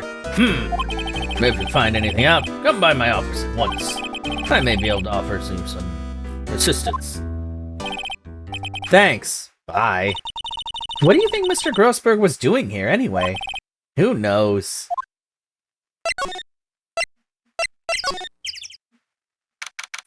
December 27th, Caretaker's Shack. Nobody's home. Hello! Squawk. Hey, it's Polly. I wonder where your owner has gone, Polly. Hello! Squawk. Can't believe he'd run off and leave his poor parrot to fend for herself. You think you couldn't play it? Oh, hard English? No, I gotcha. I mean, that's fine. Honestly, these games probably aren't for everyone. I really like them, but some parts are incredibly stressful. So there's a lot of words. Well, certain characters use like ridiculously large words as well. But who knows? Maybe one day, Anna. Maybe one day. You still have plenty of stuff that you can learn. We can always learn things. Oh, hello, Squawk. Let's examine that again. That reminds me, Nick. Polly here knows the number to the safe, right? Yeah, that's right. Polly, what's the number to the safe? 1228. Let's open it, Nick. Come on. Sure there isn't any money in there. Aww. But hey, he keeps it locked, right? So there must be something of value in there. I'm not so sure. Okay, Nick, let's see what's in there. I guess there might be a clue or two. The only thing in there is a letter. A letter? Aw, boring. There's no name or signature on this thing. It's handwritten in very precise, clear letters. Get your revenge on Miles Edgeworth? Edgeworth? Nick, why would Mr. Edgeworth's name be on here? How should I know? I'm gonna read the whole thing. Get your revenge on Miles Edgeworth. It also says this is your last chance. Now is the time to get revenge on the two men who ruined your life. The rest of the letter goes on to describe the murder plot in detail. How to kill Robert Hammond and frame Edgeworth. Calling Edgeworth out to the lake, getting on the boat, firing twice. This is exactly what I figured out today in court. I'm so smart. It's all here in perfect detail. What do you think it means, Nick? I don't know, but it looks like these are instructions for that caretaker. When he killed Robert Hammond and called out Edgeworth, he was following instructions. But who could have written that letter? And what does it mean, get revenge on Miles Edgeworth? Look, I don't know, okay? But one thing's for certain. This letter is an amazing clue. Letter from the safe added to the court record. Yeah. Oh, no. There's nothing left in the safe. I wonder why the caretaker didn't take the letter with him. He left in a hurry, right? I don't think he even came back here after the trial. Maybe I should take care of Polly, Nick? You probably shouldn't just kidnap her. Police know about her anyway. I'm sure they'll do something. Well, okay. Sorry, Polly. He says I can't take you. Great, now the bird's gonna hate me. God, he didn't take it. I know, seriously, that would have been bad. Fishing pole looks expensive. Maybe we should bring it to Detective Gumshoe. Don't you think the caretaker would mind? Well, we can just leave him the metal detector in exchange. Maybe we'd better not. Everything's cold. Looks like he didn't turn his heater on. Guess he hasn't been back here since the trial. What's wrong? Huh? Oh, never mind. What? Tell me. Just when I saw the TV, I remembered. They're showing a Pink Princess special this week. Oh. See, that's why I didn't want to tell you. Darn it. It doesn't look like he used his kitchen much. You're right. I guess the whole pasta restaurant thing was a lie. What, you thought he was telling the truth? Well, I don't know. I mean, maybe he really did a pasta restaurant. Okay. But rented shop. Shit, no! Okay. No, I don't want to examine.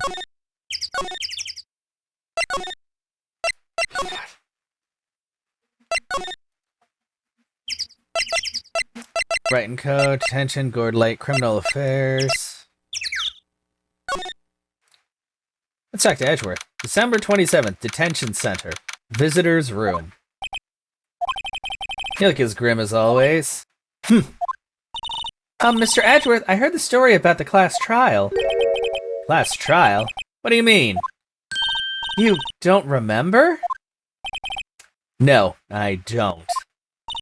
Your lunch money was stolen, wasn't it? In 3rd grade? Lunch money? Oh, right. I seem to remember something like that. Nick, I think you're the only one who really remembers. Well, it probably only really mattered to me anyway. Mr. Edgeworth, didn't you know? That trial was the reason Nick became a defense attorney. Huh, ridiculous. Gee, thanks. That said, it does sound like the kind of thing you'd do. You haven't changed a bit, have you, right? So simple. To a fault, even. Well, maybe, yeah, but I think you changed too much, Edgeworth. Ah, Sadworth. Perhaps.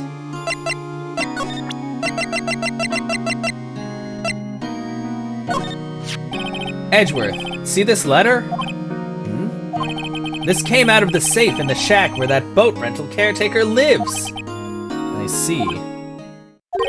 Revenge on me? Who is that old guy anyway? I don't know. Could he be an innocent defendant you got declared guilty or something? Nice, right? But I don't remember that old man. Not at all. So he was following this letter then. Which means there was someone else behind it.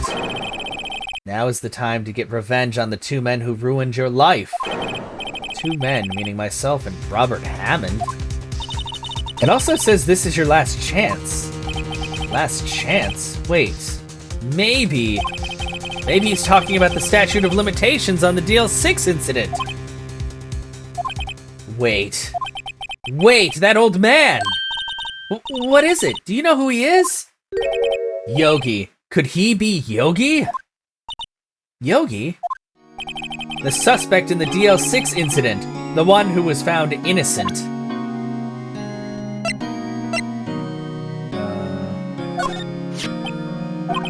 It was that case that changed my life. And tomorrow, on December 28th, its statute of limitations runs out. Tomorrow, could that be coincidence? But even if the case is finally closed on paper, it will never be erased from my memory. Never. Or Mr. Edgeworth. I think I just talked to him now. Yeah. Hey, Edgeworth, why did you become a prosecutor anyway? You used to look up to your dad. You said you wanted to be a defense attorney, right? I couldn't let myself deny reality like you. What do you mean? My father was taken from me and you want me to defend criminals?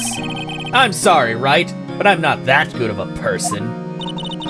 One suspect was apprehended in your father's murder, right? Yes, the man trapped in the elevator with my father.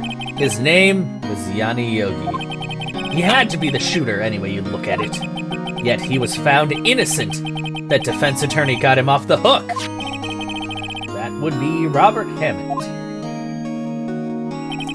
On that day, 15 years ago,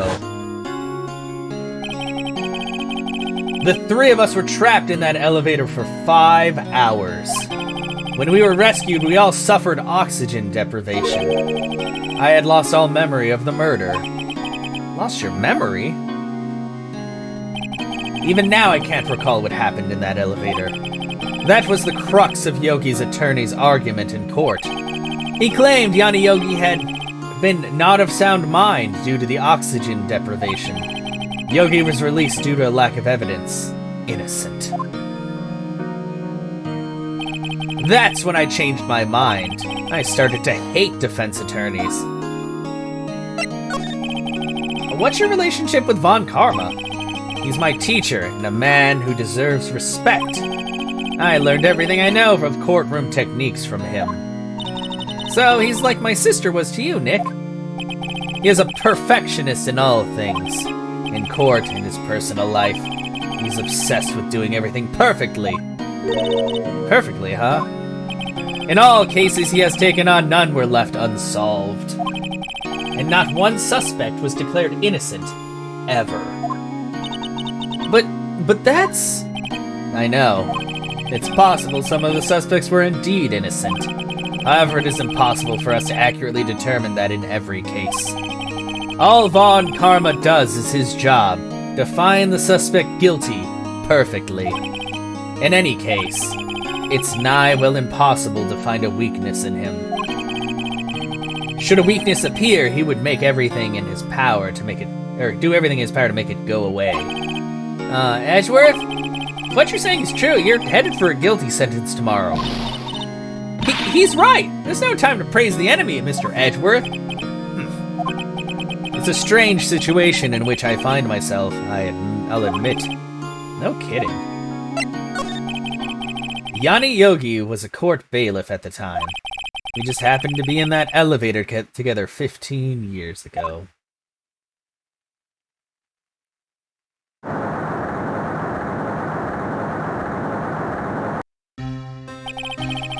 The quake was incredibly strong. Before I knew it, everything was dark. We were there for so long, it felt like forever. The air thinned and the darkness closed in on us in that little box. We became unsettled. Help! I can't breathe! Quiet, I said quiet. You're not making this any easier. I gotta get out! Help! Get us out! Don't shout, you'll just use up more oxygen. Yeah. That's all I remember. When I came to, I was in a hospital bed, staring up at the ceiling. In court, Yanni Yogi's mental condition was called into question. They claimed the oxygen deprivation and stress had caused temporary insanity. In the end, the claim passed the court, and Yogi was found innocent. Huh, but isn't that strange? This letter tells him to get revenge on Edgeworth. Why would he want to take revenge on you? Right. Yeah?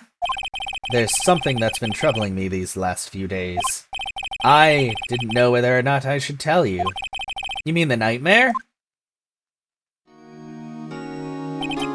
Yeah, a memory of murder, yes. I remember, we've seen that. I think the time has come to tell all. Tell me about this nightmare. For the last 15 years, I've had the same dream almost every night. I wake up in a fearful sweat every time. What kind of dream? It's a dream about my father's killing in the dark. Help, I can't breathe. Quiet, I said quiet. Not making this easier. You're using up more oxygen. Okay. You're using up my air! What? Stop breathing my air! I'll stop you! What? What are you doing? Well, yeah, because the bailiff would have a gun, right? Well, maybe not in Japan. They don't really have many guns there, except for specific things. Stop breathing my air! No, father! He's attacking father! Then I see the pistol lying by my feet. I don't know if it was evidence from that day in court or the bailiff's. In a daze, I pick up the pistol. Get away! Get away from my father! Ugh! Oh, so he threw the gun. And with that scream, I wake. It's a bone-chilling scream. A scream that has rung in my ears for the past 15 years. But That's just a dream, right? Right? That thought is the only thing that has kept me sane for the last 15 years. But what if I'm wrong? What if it's real? They say that sometimes people shut out memories in self-defense. Maybe it was I who killed my father. What? If you think about it this way, that way, this letter makes sense. Get your revenge on Miles Edgeworth. Think about it, Yogi was really innocent. That's why he wanted revenge against me. Wait, Edgeworth, you mean... It was me. I was the true criminal of DL6. I shot my father. This is bad. What are we gonna do, Nick? What can we do? I don't know. I don't think there's anything we can do, like it or not. If there's someone else who knows a lot about the DL6 incident, maybe... There is, Nick! There is someone else who knows about DL6. It's Grossberg!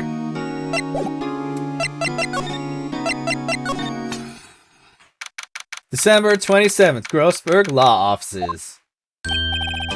Mr. Grossberg! Oh, hello there. What's wrong? You look troubled. No kidding, I can't believe you're not. Just calm down and tell me what's happening. It's Mr. Edgeworth. He... Okay. I'm trying to see. Edgeworth dreamt he shot his own father. It's only a dream. Only a dream. I wonder... What? If that's the case, then why do you two look so troubled? Well... Also, consider this. Yogi quite certainly holds a deep grudge against Miles Edgeworth. So deep he'd want to frame him for murder. This leads me to surmise that Mr. Edgeworth's dream was not a dream. It was real. As you imagined. Mr. Miles Edgeworth threw the pistol to save his father. The pistol fired, and the deed was done. But that's not really usually how guns work, but you know, okay. No! I don't believe it! Yogi was suspected of murder, and his career as a bailiff was irrevocably wrecked. Thus he sought revenge on Miles Edgeworth. This was his last chance, of course, with the statute of limitations so close. What do you know about Edgeworth's father? He was a defense attorney without peer. Sounds trite, but it's true. Well, he may have had one peer now that I think about it. Your mentor, Mia Fey. My sister? Gregory Edgeworth was very disapproving of Mr. Von Karma's techniques. That's no surprise, he's an asshole. Von Karma is an extreme man. Forged testimonies and evidence are nothing to him. The result, he has a perfect win record in court. To beat him, Gregory Edgeworth tried to call attention to his methods. And? He lost. He died in despair, as it were. I see. When Gregory Edgeworth was killed, the police called on a spirit medium. That was your mother, Misty Fey. I am Gregory Edgeworth. I have been killed. The one who shot me was the bailiff, Yanni Yogi. But yeah, if that's what he thought when he died, then it would make sense that his spirit would say that. Yet Yogi was found innocent. That's when my mother left us.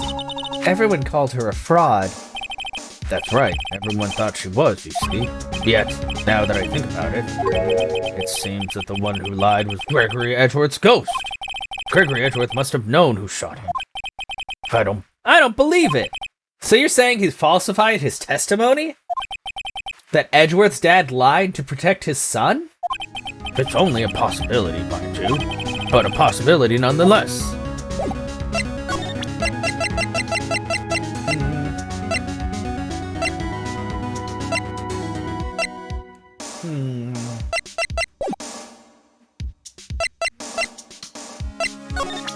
I don't think there's anything else to present. Let's go over here really quick. One day left, Nick. Yeah, I know. Well, no time to waste. Let's get going. Jesus. go over here. December 27th, Police Department. Criminal Affairs. Looks like Detective Gumshoe hasn't gotten back yet. Gumshoe, he won't be coming back today. Oh, really? Said there was some guy he had to arrest by tomorrow. The boat shop caretaker. He shouted something about catching him if it's the last thing I do, pal. Good luck, Gumshoe. Alright. Let's see, what else is there to do here?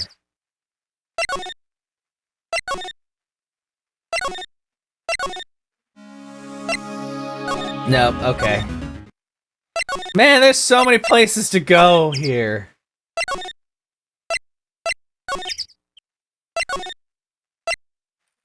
Let's go back here. I have nothing else to present. Talk about.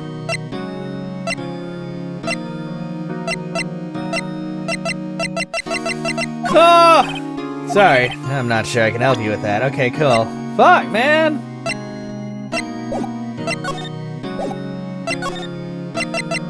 Maybe I need to go talk to Grosper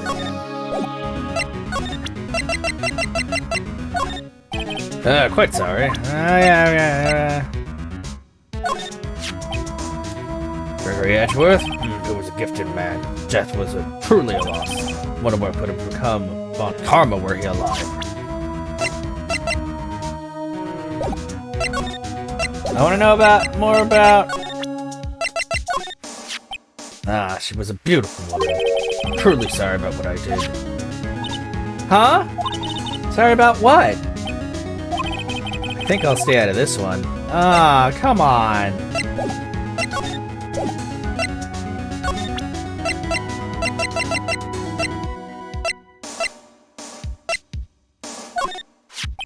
Oh, so this is the letter. It does seem that Yogi was following this letter when he killed Hammond. But why kill Robert Hammond?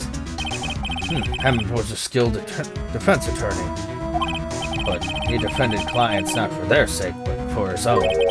Huh? His own sake? He never trusted his clients that one. The only thing he trusted was his own ability. But his client was found innocent, so why should it matter?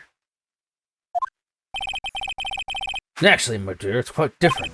He won that innocent verdict for no one but himself. Yogi was a free man, but socially he was ruined. Huh? You'll understand soon enough. Wait! What is it? This letter. I've seen this handwriting somewhere before. A long time ago! Whose handwriting was this? I bet it was Von Karma's. Do you have any idea who wrote this? Fucking Von Karma, because his dad was trying to get him! Could it be Manfred Von Karma? Von Karma? Why would he have something to do with this? Well, I'm not sure. Von Karma. Wait! You're right, my boy! This is Von Karma's handwriting, I'm sure of it. I used to see it all the time in court reports. What?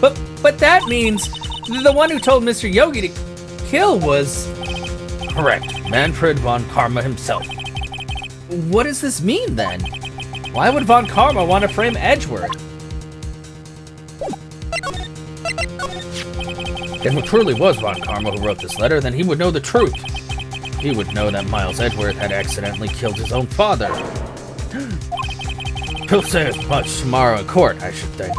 He'll press the point until the court finds Miles Edgeworth guilty. Oh, no! But how could Von Karma know about Mr. Edgeworth's past like that? Even Mr. Edgeworth thought it was just a nightmare. That I do not know. Yet I do know that Von Karma is both persistent and a perfectionist. He may be seeking to satisfy a grudge against Gregory Edgeworth by hurting his son. What do you mean? 15 years ago, Von Karma met Gregory Edgeworth in court, and Von Karma did win, but he didn't make it through the trial and scarred. Oh. What happened in the trial between Edgeworth's dad and Von Karma? Von Karma got the guilty verdict he wanted. He won the trial. But Gregory Edgeworth accused Von Karma of faulty evidence. And though he lost the trial, Mr. Edgeworth's accusation stood. Faulty evidence? It was the only penalty Von Karma has ever received in his career as a prosecutor. Gregory Edgeworth dealt a blow to his perfect trial record. Wow. It must have been quite a shock for Von Karma. He took a vacation for several months after that, you see. A vacation? Yes, an unusual event for the man. That was the first and the last vacation he's taken in his many years of prosecuting. Really? He doesn't take vacations? Like, go to the sea or to the mountains? Don't tell me he's never been to Europe! You have strange ideas about vacations, Maya. In any case, that was the only time he took a vacation from work. I believe the penalty upset him quite a lot. Ah, if he wanted to keep a perfect record so badly, why would he take such a long vacation? But what do we do, Nick? Von Karma's gonna bring up DL6. You can bet on it. What if Mr. Edgeworth pleads guilty to DL6? I won't let him. Yes, Mr. Wright. I hate to say this, but even accidental murder is murder, you know? I know that. I just believe in Edgeworth's innocence. I can't believe he'd kill someone. But Nick, Mr. Edgeworth admits it himself. His father must have lied to protect him from beyond the grave. I don't care. I know he's not guilty. Mr. Wright, if you say so, I suppose I could go check again. The police files might hold something of interest. Mr. Grossberg, thank you. I can't promise anything. In fact, I think the chances of finding something are slim. I understand. Police materials,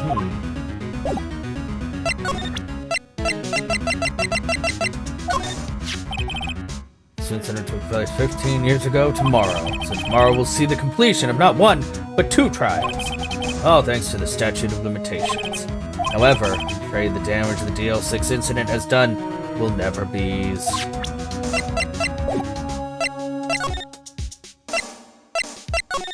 To the detention center.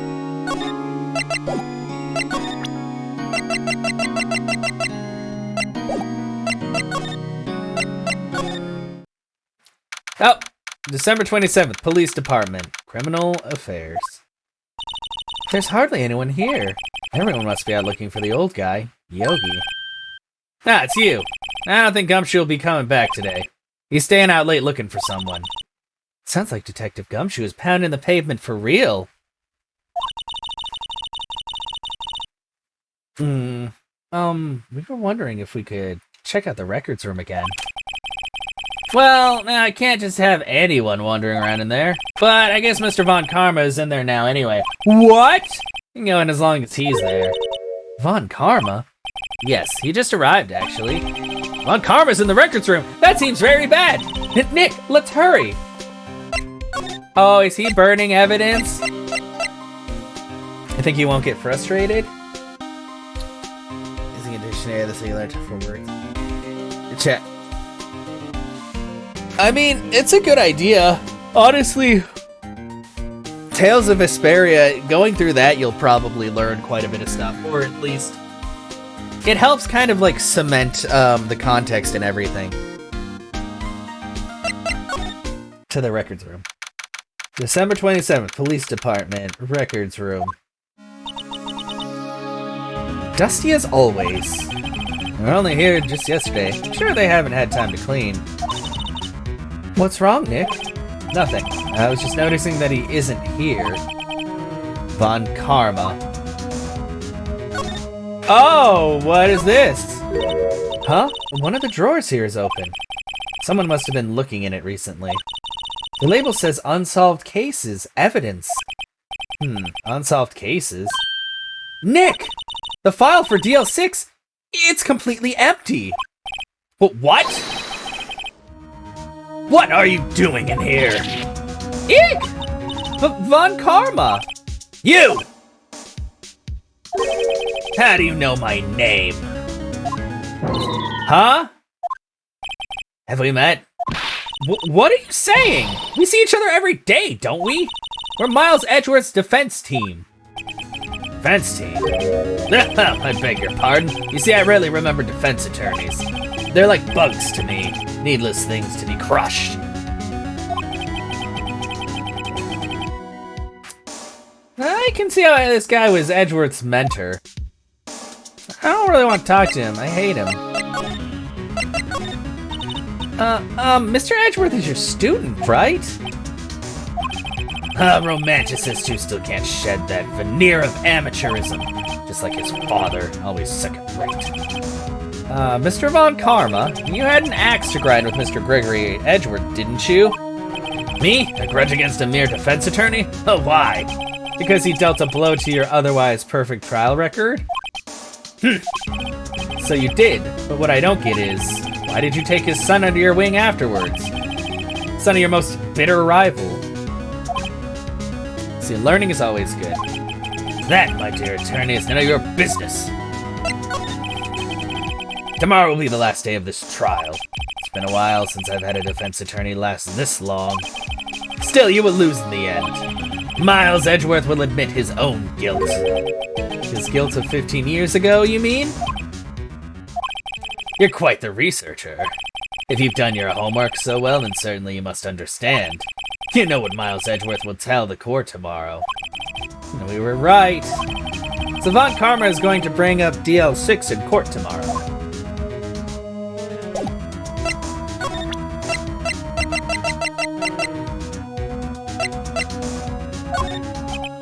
Fool, you think I, a prosecutor, would give you defense attorney information? Bah!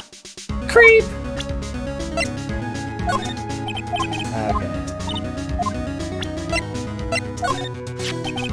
Mr. Von Karma, have a look at this.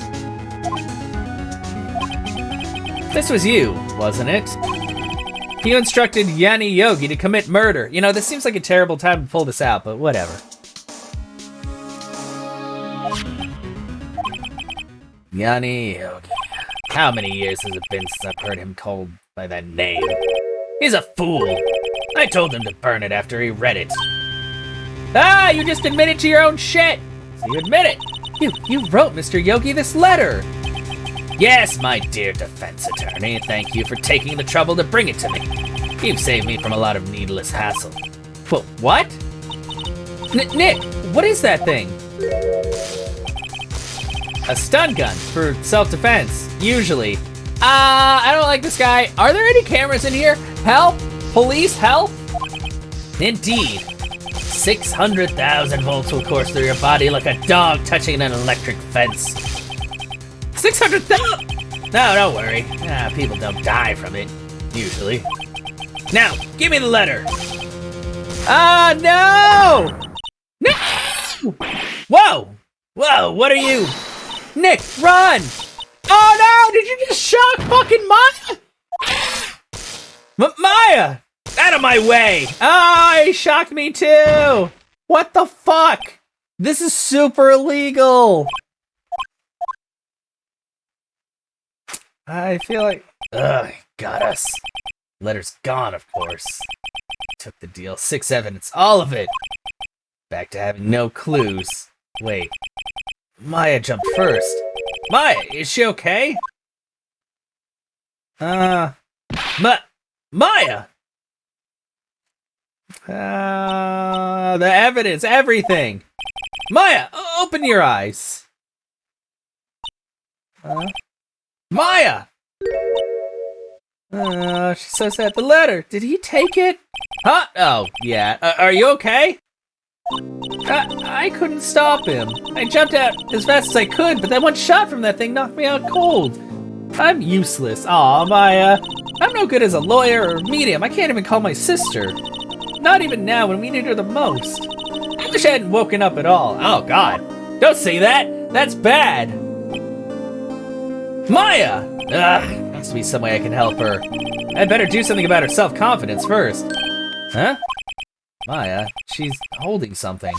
What is that, a bullet? Deal 6 incident evidence number 7 taken from the heart of Gregory Edgeworth.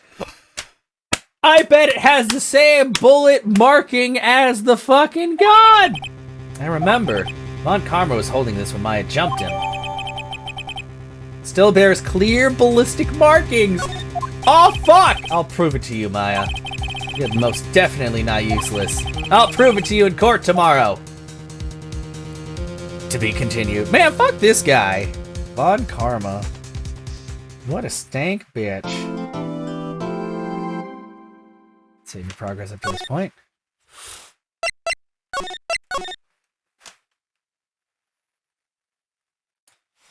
Holy shit. This, well, let's see how it goes. December 28th, 9:51 a.m. District Court, Defendant Lobby, number 2.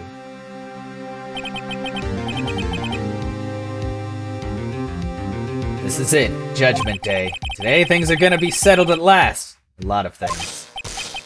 Ah! Well, what's the big idea? Sorry, Nick. I only touched your shoulder. I guess the shock hasn't worn off from my run-in with the stun gun yesterday. Anyhow, today's the last day of the trial. Good luck, Nick. Yeah, thanks, Maya. Edgeworth is looking glum as always. I hope Von Karma doesn't push him too hard. Whoa! What are you doing? I'm sorry. I just thought I'd cheer you up with a pat on the back. Maya, maybe you should go outside and discharge? Right, good idea. Never tell a lady to discharge. That's just bad manners. Try not to electrocute anyone on your way out. Oh, pal! Oh, God. Did she touch? Oh, Gumshoe, are you okay? What's gotten into that girl? Detective Gumshoe. Morning! Mr. Edgeworth. Good morning. How'd it go, Detective? How'd it go, Detective? Have no fear, as promised I've captured our runaway caretaker. I just brought him in. Took all night, pal. Thanks, Detective Gumshoe. You must be tired. Actually, after that shock I got on the way in, I feel pretty good. Yogi says he's forgotten his own name. That has to be a lie. Why would he want revenge on Edgeworth if he couldn't remember his past? He does remember, and I'm going to prove it. December 28th, 10 o'clock a.m. District Court, courtroom number 3. Holy shit. Court is now in session for the trial of Miles Edgeworth. The defense is ready, Your Honor. Prosecution is ready. Right, very well. We have reached the final day of our proceedings in this trial. Ask that the prosecution submit decisive evidence. Understood. Come on, don't be awed into silence by every little thing he says. Very well, Mr. Montkarma, your opening statement. Right. Thanks to Detective Gumshoe's efforts, the boat rental shop caretaker has been arrested. In yesterday's trial, the defense asserted that the caretaker was the murderer. However, the caretaker has yet to confirm this. I would like to ask the defense to cross-examine him as much as necessary. Very well. Please bring the witness into the courtroom.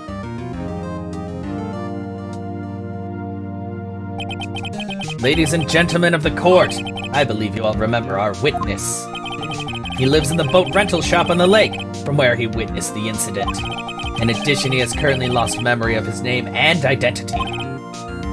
Witness, why did you run away yesterday? The witness was not running away, as you will now testify. I see. Very well, please begin your testimony.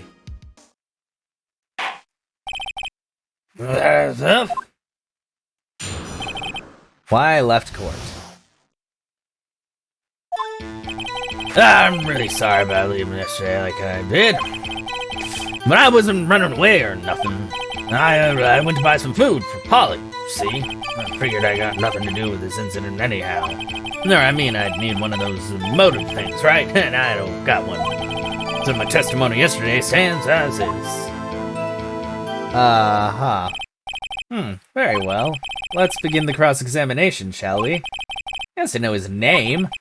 Yanni Yogi. You're Yanni Yogi, and I'm going to prove it.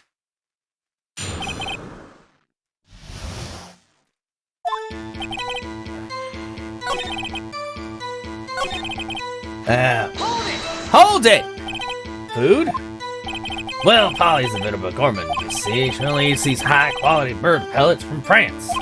They only have them in the big pet shop downtown. But you weren't arrested until this morning. Why didn't you go back to the caretaker's shack? Well, I kind of got lost, you see. The witness has trouble remembering things sometimes. When the police apprehended him, he was on his way back to the shack. Yeah, right. Nice try, Von Karma. No one's gonna believe that. I see. So he was lost. Fuck you, Judge! Ah! Your Honor, come to your senses.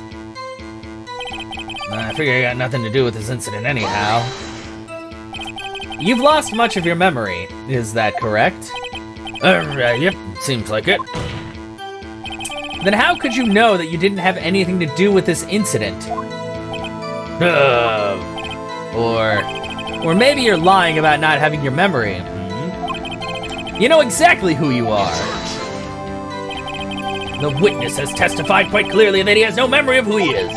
You claim he's lying, then show the court proof. How am I supposed to prove what's going on in that old codger's head? That's impossible.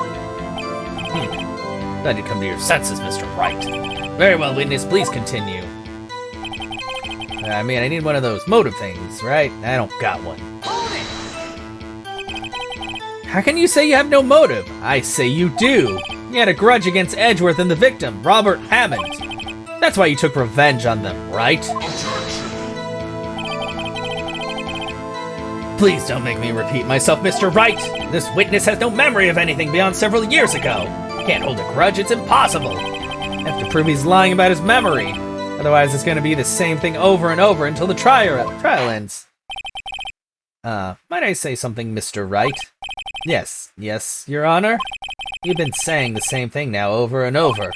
You've been calling the witness's memory of the past, or lack thereof, into question. But does this really have anything to do with the current case? Of course, Your Honor. The witness has said he has nothing to do with this case and no motive. Both of these statements are lies! Order! Mr. Wright, there is a serious problem with your claim. Or are you saying you know who this witness is? Of course, Your Honor! Now this is interesting. I would like to know myself. So who is he? Don't play dumb, Von Karma. Mr. Wright, please tell us this witness's name. His name is Yanni Yogi, a former court bailiff. Yogi? That name seems familiar. Oh! Yanni Yogi from the DL6 incident. Okay, this judge can't remember things from 5 seconds ago, but somehow he remembers the fucking DL6 incident. I'm calling bullshit on that. It figures the judge, really? Yeah, no, he's got like one brain cell. How? No. Figures the judge would have heard of it. It was such a famous case. What does this mean? Your Honor, this man is Mr. Yogi, then he has a clear motive. Tisk. Jumping to conclusions again, Mr. Wright. This witness is Yanni Yogi. Fascinating. However, how do you propose to prove this to the court? Fuck you. This is a court of law, as you may recall. You need proof! And allow me to repeat once more that the witness has lost his memory. This is it. I have to do this now. If I can't prove he's Yogi right here, right now, then I've got nowhere else to go. Yeah, the real heart. Exactly. Nick, how are you gonna prove it? How can you prove that he's Yanni Yogi? It's okay. It's actually quite simple. Your Honor, please take this man's fingerprints. Then we'll compare them to the fingerprints on file for Yanni Yogi 15 years ago. I see, that makes sense. Tisk. Huh? I'm so very, very sorry, Mr. Wright. Why? The witness has no fingerprints! What? What? No fingerprints? You see, before I worked as a caretaker, I worked at a chemical plant. I burned my fingers working with this stuff. Yep. What? That's fucking bullshit. You burned your fingertips off to hide your past. Well, if the witness has no fingerprints, I guess we'll not be able to prove his identity. No! Come on, that's bullshit. Well, what will you do, Mr. Wright? Seems the case has been decided, no? No! I know what happened, I know everything! I just can't prove it. Oh, look at you, Anna. No, I can't let it end like this. I can't lose. There has to be another way. There's no one who can testify as to who this witness is. No one! Nick, what are we gonna do? Didn't even consider that he might have erased his fingerprints. What do I do? Well, Mr. Wright, perhaps you'd like to cross-examine his parrot for a little comic relief, hmm? Yeah, very funny. You're a sore winner, Von Karma. Actually, that's a really good idea. Wait a second. Cross-examine his parrot? What is it, Nick? No, you're not going to. Your Honor! The defense would like to take Mr. Von Karma up on his proposal. Take Mr. Von Karma up? On my proposal? Exactly, Your Honor. I would like to cross-examine the witness's pet parrot!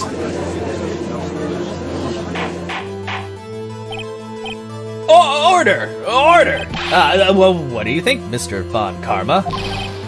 Need you ask? This is a farce! I object! Do you put the link there? Oh, just send it to my DMs. Objection! Whoa, wait a second! You were the one who suggested I cross-examine the parrot, Von Karma. I have a right to do as you suggested. Well, if you're so desperate, then please be my guest. Hell yeah! Of course, should you go through with this, and nothing comes of it, then I hope you're ready for the consequences. Nick, this is crazy! Well, still want to go through with your little game? Yeah, I'm doing it! Let the parrot take the stand. I will cross-examine her, Your Honor. This is the most ridiculous thing I have ever heard! Von Karma's rigged every person's testimony, every piece of evidence, except the parrot. My last chance!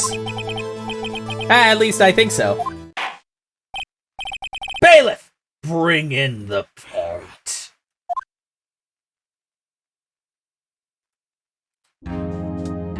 Hi, Polly.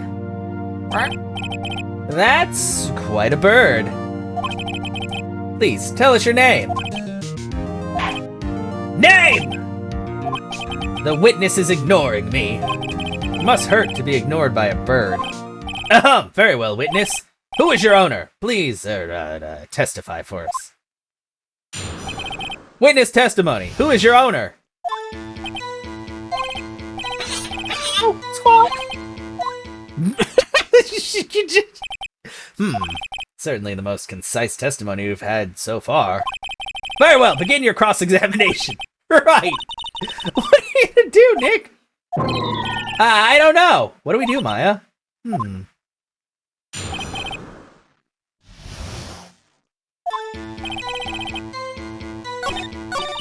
Well, I guess we should try to get some information out of her. We need to show the judge that her owner is Mr. Yogi. Yes, now. Oh, well, I mean, if it's just like a soundling, I think it should be fine, Anna. Witness, you can't just say hello and expect us to get anywhere. Why am I yelling at this bird? I want you to testify. Maya, you talk to her. Right. What do I say?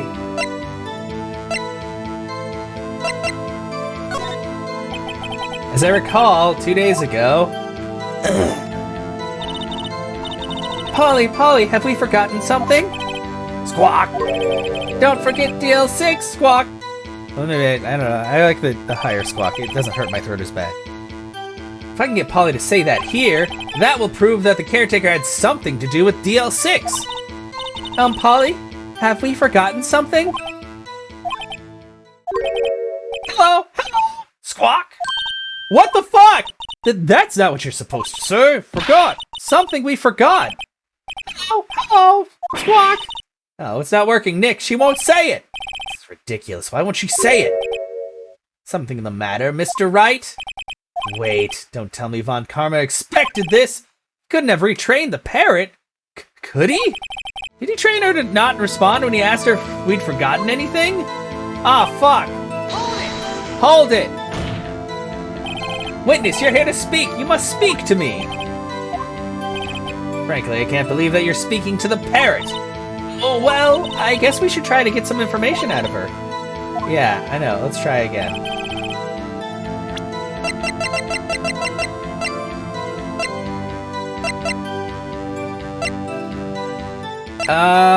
What the hell could I show this parrot? Oh boy, there's only 2 things I can do. Let's try something else.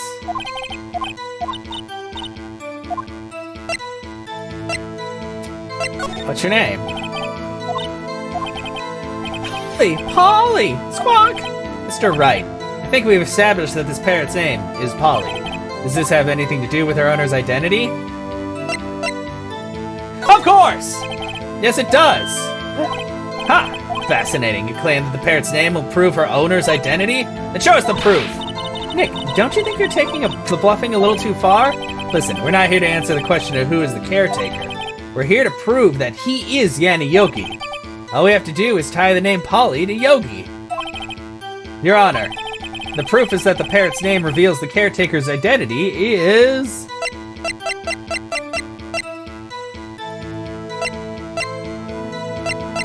Ow! I don't think this is something I can... Fuck! I didn't mean to press that! Sorry. I pressed the present button. My God! I don't... This... What the fuck?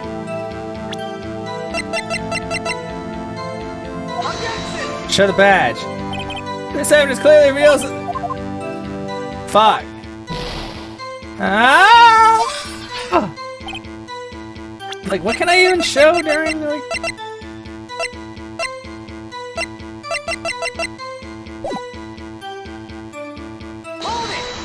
Hold it!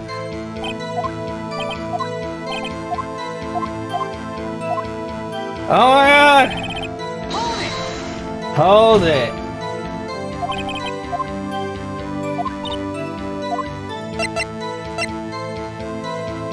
Okay, what's your name? Blah blah.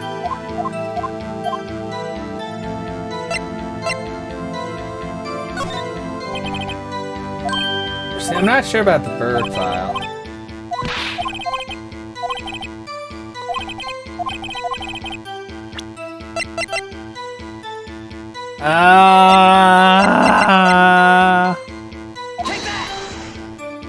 Nope.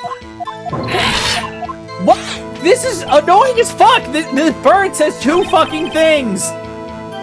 And there's like a huge fucking process! Like, gotta go through this and be like, tell us your fucking name. I probably should save right before I submit evidence so I can just like load it up, because Jesus Christ, this is annoying as fuck. Like, I'm not losing any points for it, but yeah, show us the proof, Nick. Listen, we're not, yeah. Oh, I can't save right. Oh, I should have saved right before.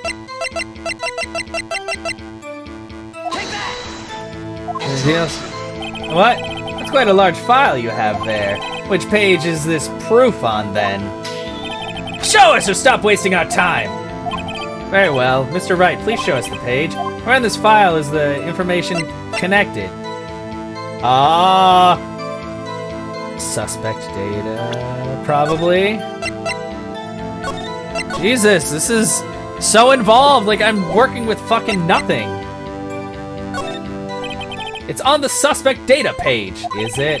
This page has all the information about Yanni Yogi. Right after he was arrested, his fiancée committed suicide, see? Yes, it does say that. What was his fiancée's name? Polly Jenkins. Polly! Exactly, Your Honor. He wanted to remember the name of his fiancée who had committed suicide. That's why he named his parrot after her. I didn't even fucking know about this Polly whatever. I see. I guess that's possible. A mere coincidence, that's all. My granddaughter has a dog she calls Phoenix. Well, Mr. Phoenix Wright, does this make you my granddaughter's fiancé? She's only 7 years old. Indeed. Alone is a little weak for evidence in a murder trial. We need something other corroborating evidence. We're gonna find that! Nick, we're getting closer. One more. If we can just get one more piece of evidence. Right, but what? I don't know if the save combo would help. Very well, witness, you may continue. Hold it!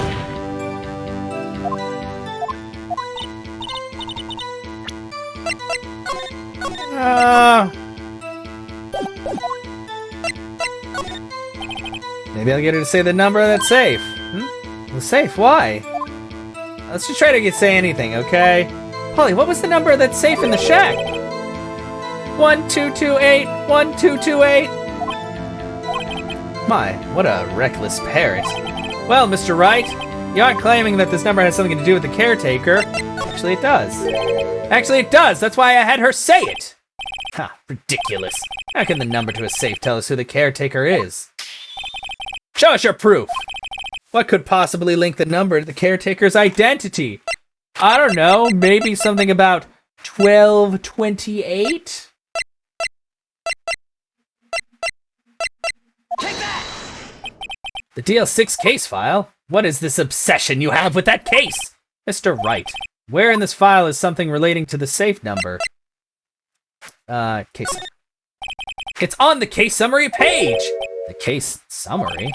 Specifically, the date on which the DL6 incident occurred. Date of the incident, December 28. Why, that's today's date, 15 years ago. And the number on that safe is 1228. Ah, he used the date of the DL6 incident as the number for his safe, Your Honor. That's how important that date was to him. I see, it certainly is an interesting coincidence. People often do set their secret numbers to dates. Yeah, these, I know, but there's like nothing else I can fucking do. That's not tangible proof. I set my ATM's card number to 0001 because I'm number 1. This has nothing to do with a date, nothing! That's enough. I think we've reached a conclusion here. This is mere coincidence, that's all. True, that is a possibility. However, 2 coincidences at the same time seem more like a pattern to me. Oh my god, the judge is growing up so fast he's learning how to be a real judge. Well, what are you saying? Summon the caretaker of the boat shop. Immediately! Oh, this is the deciding factor. We're getting to the fucking serious music. Yeah, he's growing. So slowly, so very slowly. Witness, tell us your name. Oh, wait, this witness, he doesn't remember. No, it's okay. Oh, whoa, I've accomplished what I wanted to do. I'm done. Nick, he looks totally different. This is the real Yogi, I think. Finally. He's been acting feeble to hide his true identity. Acting for 15 years. Well, let me ask you again. Please state your name for the court. My name is Yanni Yogi. 15 years ago, I served as a bailiff in this very court. Order! Order! Yanni Yogi! So, was it you who killed Robert Hammond and tried to frame Miles Edgeworth for his death? Yes, it was me. I did it. They put me on the witness stand 15 years ago.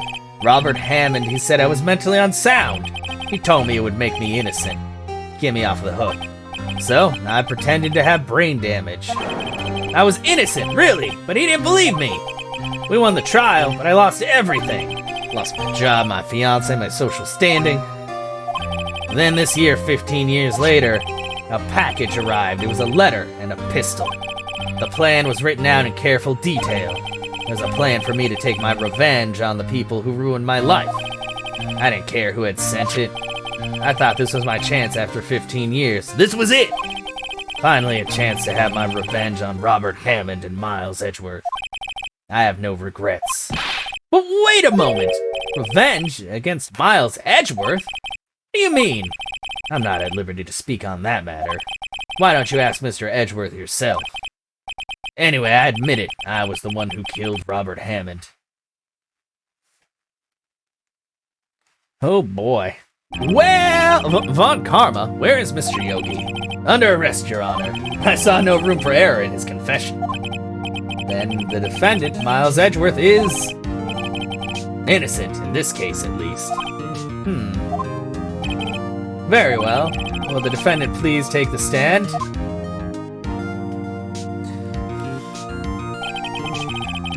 There are few mysteries left unsolved. Still, you are cleared of suspicion for this particular case. So I would like to pass judgment on the murder of Mr. Robert Hammond. Any objections? I don't believe it.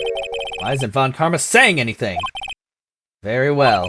This court finds the defendant, Mr. Miles Edgeworth, not guilty. Yay! But it's not over yet, because fucking Karma Dickface. Such a jerk.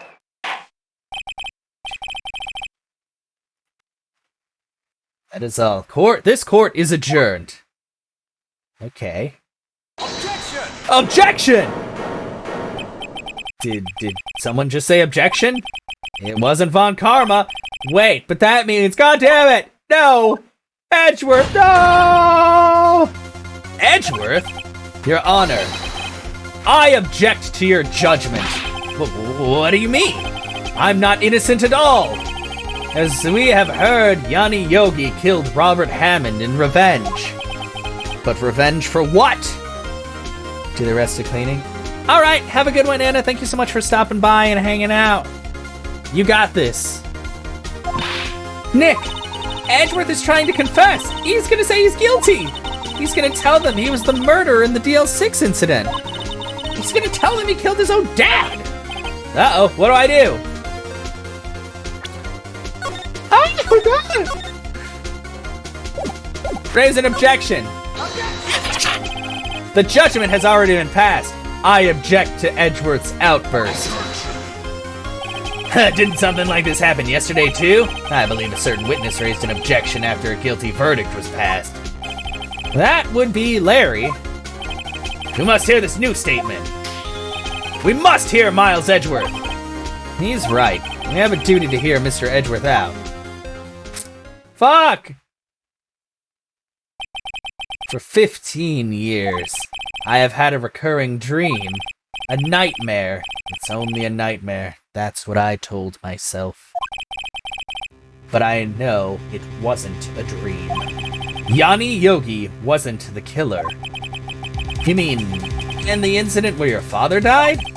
From the distance of the shot, it wasn't suicide either. Everything was as clear as day. The murderer. The criminal in the DL6 incident. It was me!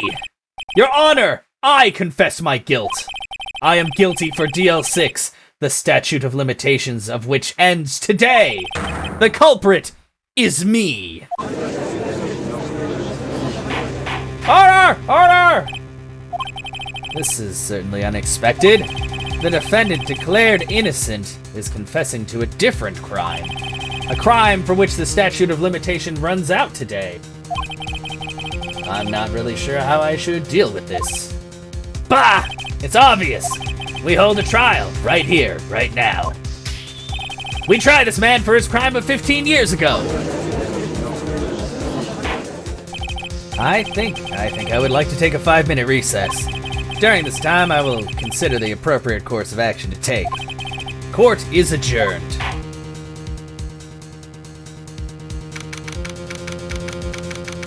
December 20th, 2:24 p.m. District Court, Defendant Lobby, number 2. I'm sorry, right? I've just wasted all your effort. Mr. Edgeworth, I just don't believe it, sir. I mean, you kill your dad. I didn't want to believe it myself, Detective, but it's the truth. I deserve to be punished. Murder is murder, no matter what the circumstances. This is crazy, just crazy. Nick, what are you doing? Huh? Oh, I was just reading through the court record once more. I'm getting my case ready. Your case? For what? Huh? Isn't it obvious? I'm gonna prove that Miles Edgeworth is innocent. Well, what are you talking about, pal? He just admitted to it. He confessed that he did it in court. I'm sorry, Edgeworth, but I don't believe your nightmare. What? It's just a dream. It's not real. The truth is right here in this court record. In any case, tighten your belts. The real fight is just beginning. I'll prove you're innocent. Trust me. Right. December 28th, 2:30 p.m., District Court, courtroom number 3. Now then, I would like to resume our trial. Judge! Miles Edgeworth has admitted his own guilt. He has confessed his crime. Let us begin by hearing his testimony. Then, though pointless, let the defense do their cross-examining. The statute of limitations on the DL6 incident runs out today. Though it's unconventional for me, I'd like to run this one by the book. I see. Does the defendant have defense have any objections? No, Your Honor. Ugh, Von Karma, you knew this was going to happen from this very beginning, didn't you? Very well. Will Miles Edgeworth take the stand? Will the witness state his name and profession? Miles Edgeworth, I am a prosecuting attorney. Mr. Edgeworth, 15 years ago, you mistakenly killed your father, Gregory Edgeworth. Is this correct?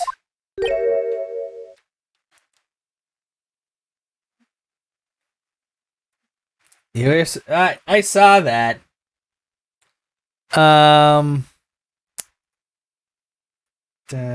But yeah. I thought it was just spam, to be perfectly honest. I'm not gonna lie. I've gotten plenty of spam from people with stuff that is almost exactly the same as that's worded. So, yeah. It is correct. Then testify about this matter to the court! When Edgeworth was telling me about his dream yesterday, I noticed something. One detail didn't quite fit. That will be the key, but only if I can get it to work. Please, please.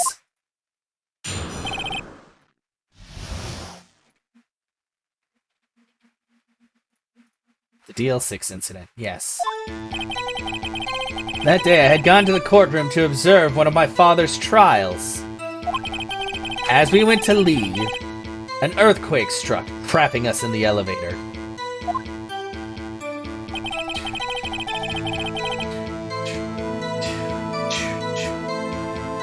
My father and Mr. Yogi lost their composure and began to argue.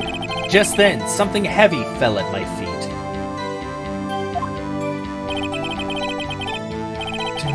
I picked it up and threw it at Mr. Yogi. I wanted them to stop fighting. A moment later, there was a single gunshot, and then a scream. It was a terrible scream. I remember it to this day. That's all.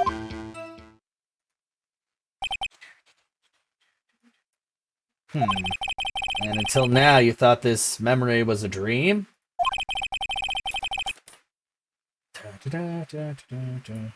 We were stuck in that elevator for 5 hours.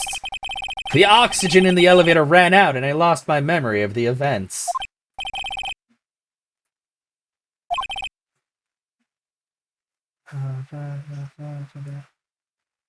Very well.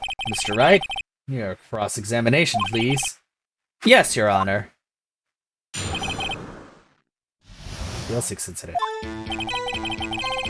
Oh yeah, that day I had gone to the courtroom to observe one of my father's trials. So we went to the truck. Father and Mr. Yogi. What was it? A pistol. I assume it was the bailiff, Yanni Yogi's. The safety must have come off when it fell from his holster. Then you picked it up. What happened next? I picked it up and threw it at Mr. Yogi. I wanted them to stop fighting.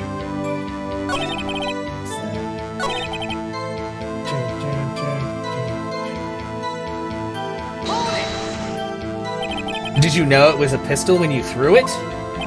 I think I knew. I knew it was dangerous. But the air was getting so thick, I panicked. So you're saying that you threw the pistol at Mr. Yogi? I was in a daze. But later there's a single gunshot and then a scream. The gun fired once. Yes, I think after I threw it, I lost consciousness.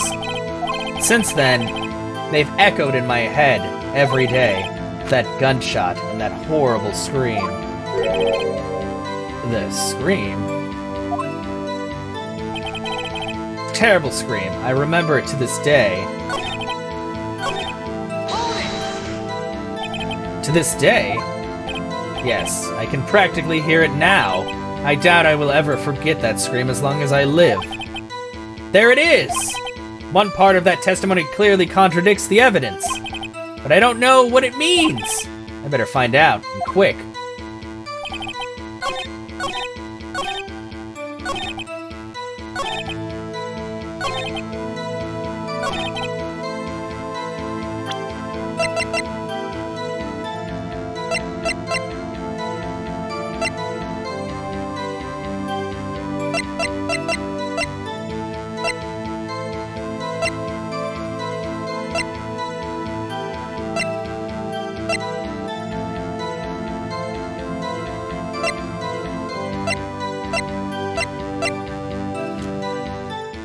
Ah!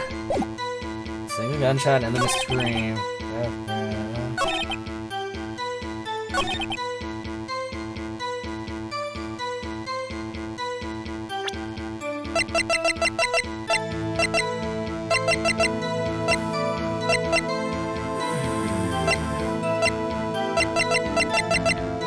Fuck!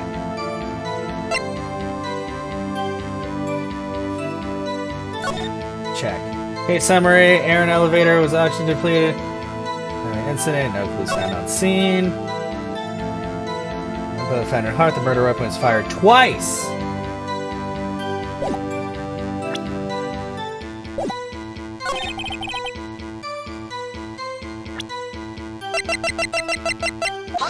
Objection!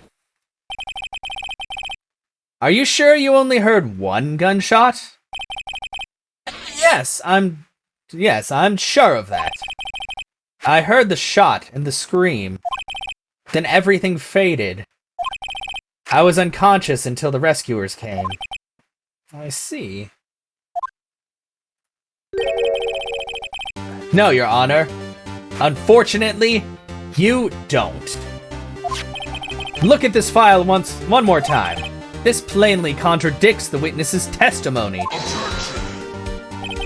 You do enjoy dragging out that file, don't you? I don't accept this evidence unless you can tell us what page it's on. Which page contradicts Miles Edgeworth's testimony? Victim data. Look at the victim data on this file. It says quite plainly the murder weapon was fired twice. Miles Edgeworth only heard one gunshot. Yet the murder weapon was fired twice! The first shot was accidentally firing when the pistol was thrown. So, who fired the remaining shot?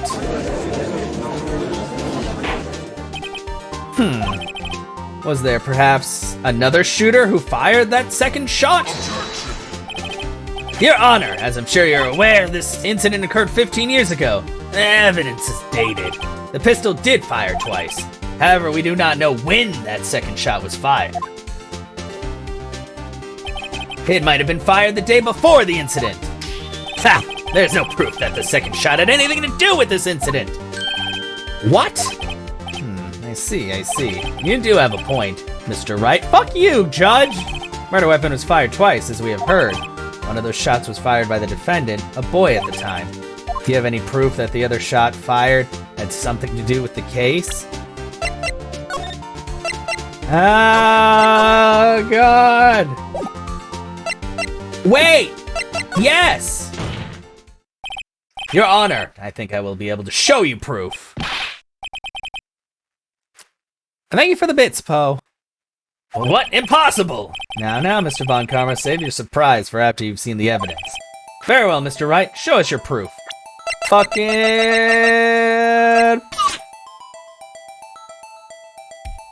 Oh. Do you have evidence that second firing of the pistol?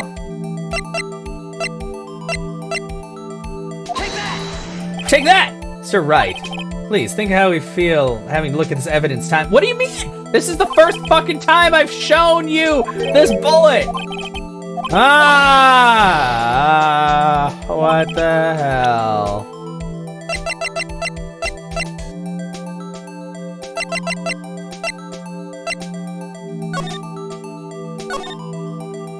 Fire twice. Well, I mean, that's probably something we could discuss off stream, honestly.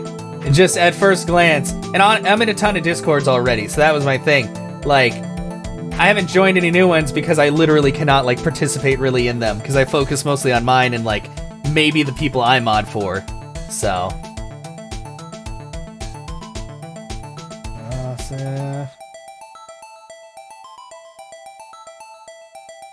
At the elevator with Edgeworth, memory lost due to oxygen deprivation. After his arrest, fiancée Polly Jenkins committed suicide. Okay. Murder weapons fired twice. Fuck! What the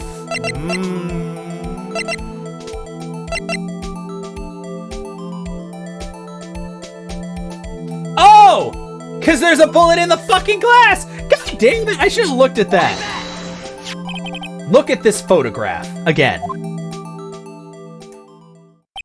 This is a photograph of the scene of the crime 15 years ago.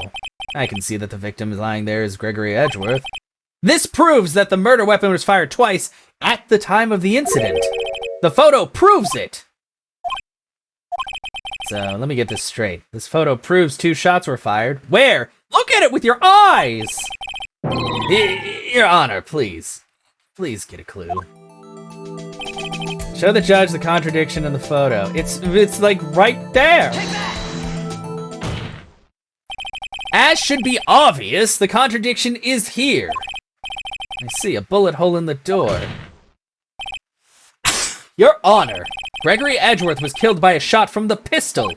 Yet there's also a bullet hole in the elevator door. We also know that the murder weapon was fired twice.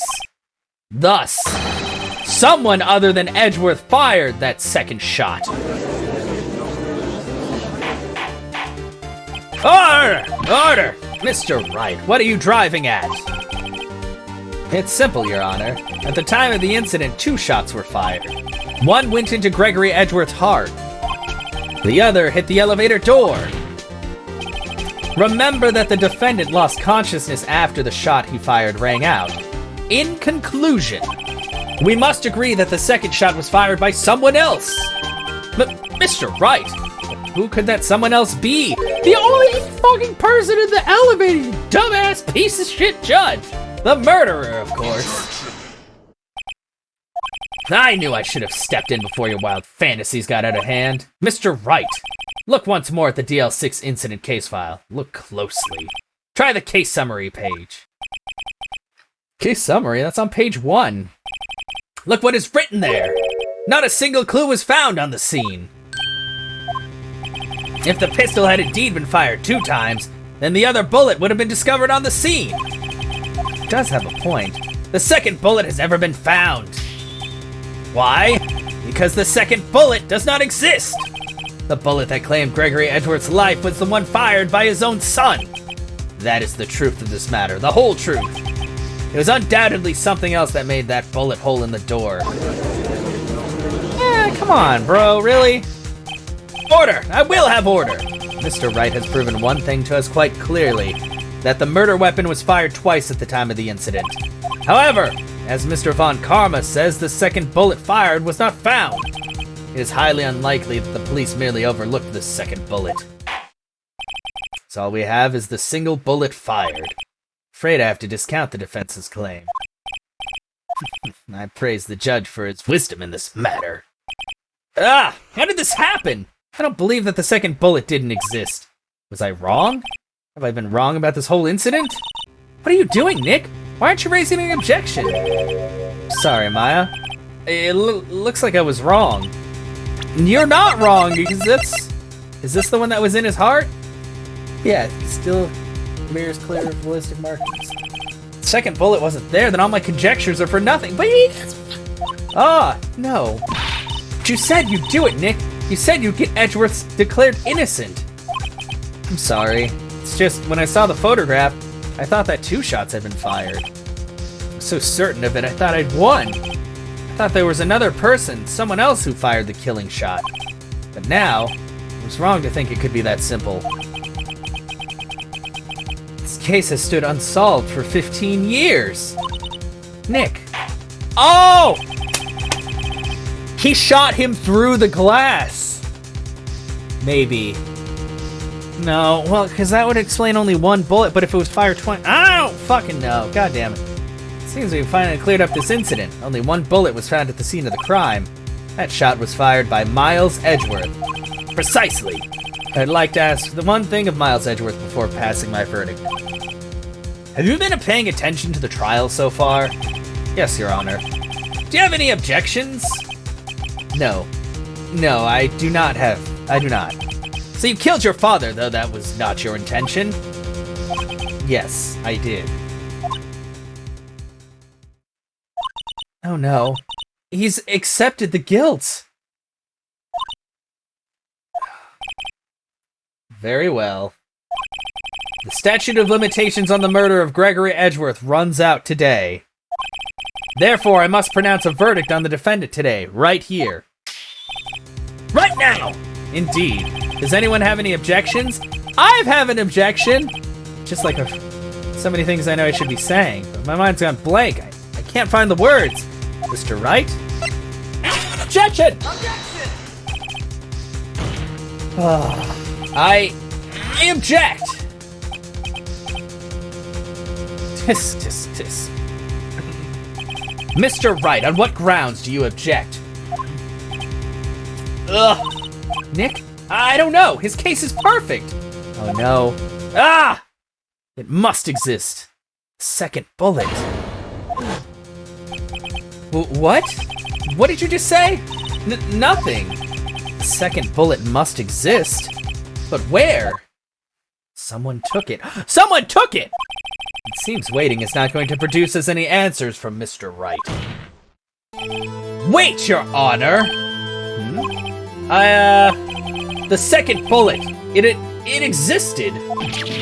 What?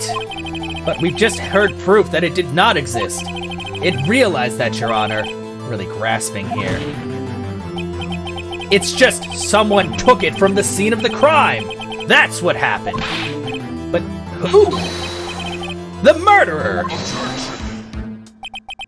The murderer? Then tell us who is this murderer? I'm still thinking about that one. So the criminal took the second bullet, but why? First of all, how would they have found it? It's not easy to find a straight bullet, Mr. Wright. Was there some pressing need for the murderer to search for that bullet? Of course there was a need. That's why they took it. But what possible reason could they have had? Well, the reason the murderer took the bullet away from the scene with them is... maybe they thought the bullet would be used as proof. Proof? It was a special bullet, so they took it with them. If that was the case, then they should have taken the bullet from inside Gregory as well. Huh? Why would they only take one of the 2 shots fired? Oh, right. Mr. Wright, have you really thought this through? I'm gonna have to... What? Fuck you! The way they word this is so fucking stupid!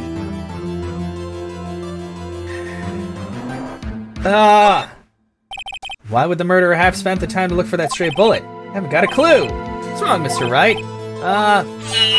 The murderer had no reason to take that bullet. You don't want to admit it, but it's true. Ugh. Had to take... Yeah, I did what I fucking said!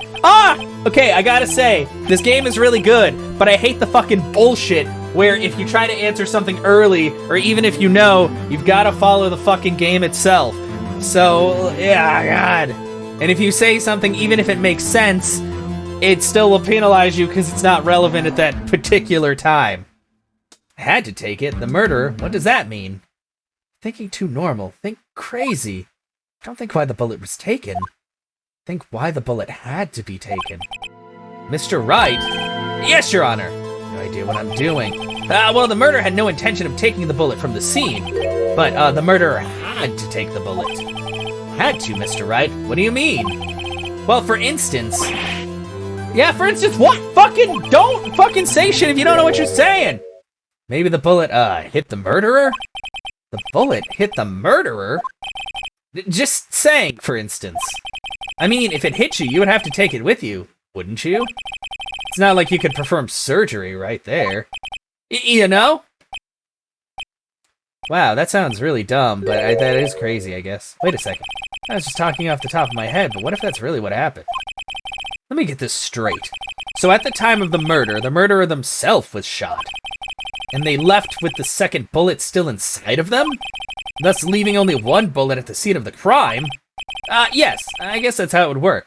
Yes. But there's a problem with that. The other two people rescued from the elevator, Miles Edgeworth and Yanni Yogi, were both unharmed. So that would mean the murderer came from outside. Yes. Yeah, fucking shit. This is so convoluted.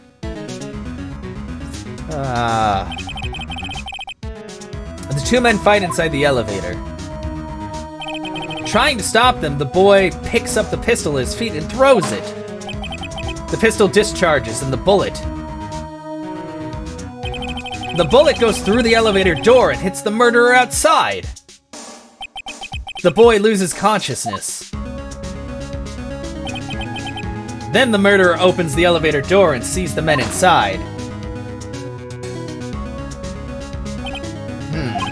Mr. Wright, you're truly the most unpredictable defense attorney I've ever known. I can tell you're grasping, yet I cannot deny the possibility of what you say. Objection! What are you saying? Deny it! Deny it! No one involved with that incident was wounded. There was no murderer. No one was wounded at the time of the incident. He's right. I can't think of anyone. Hey, Nick. Huh? I just thought of something really crazy. Crazy? Remember what Mr. Grossberg said yesterday? Gregory Edgeworth dealt a blow to his perfect trial record. Wow. It must have been quite a shock for Von Karma. He took a vacation for several months after that, you see. Yes, an unusual event for the man. That was the first and the last vacation he's taken in his many years of prosecuting. He took his vacation? Yeah, what if Von Karma didn't take vacation because of shock, but took it because he was injured? Which would mean... It could only mean one thing! Yeah, fuck him! He was the man who shot Gregory Edgeworth. It was Von Karma! Oh, man! Something wrong, Mr. Wright? You seem dazed. No, Your Honor. Well? You haven't indicated the possibility that the murderer came from outside. Can you give us the name of your suspect? Uh-oh. Should I come out and say it now? Save it for a better time! What is a better time than fucking now? My god! What's better than fucking now? Your Honor, there is a suspect. One lone suspect. Well, this is certainly interesting news. Very well, Mr. Wright. Who is your suspect? My hands are shaking. Just fucking say it! What? Von Karma! Von Karma?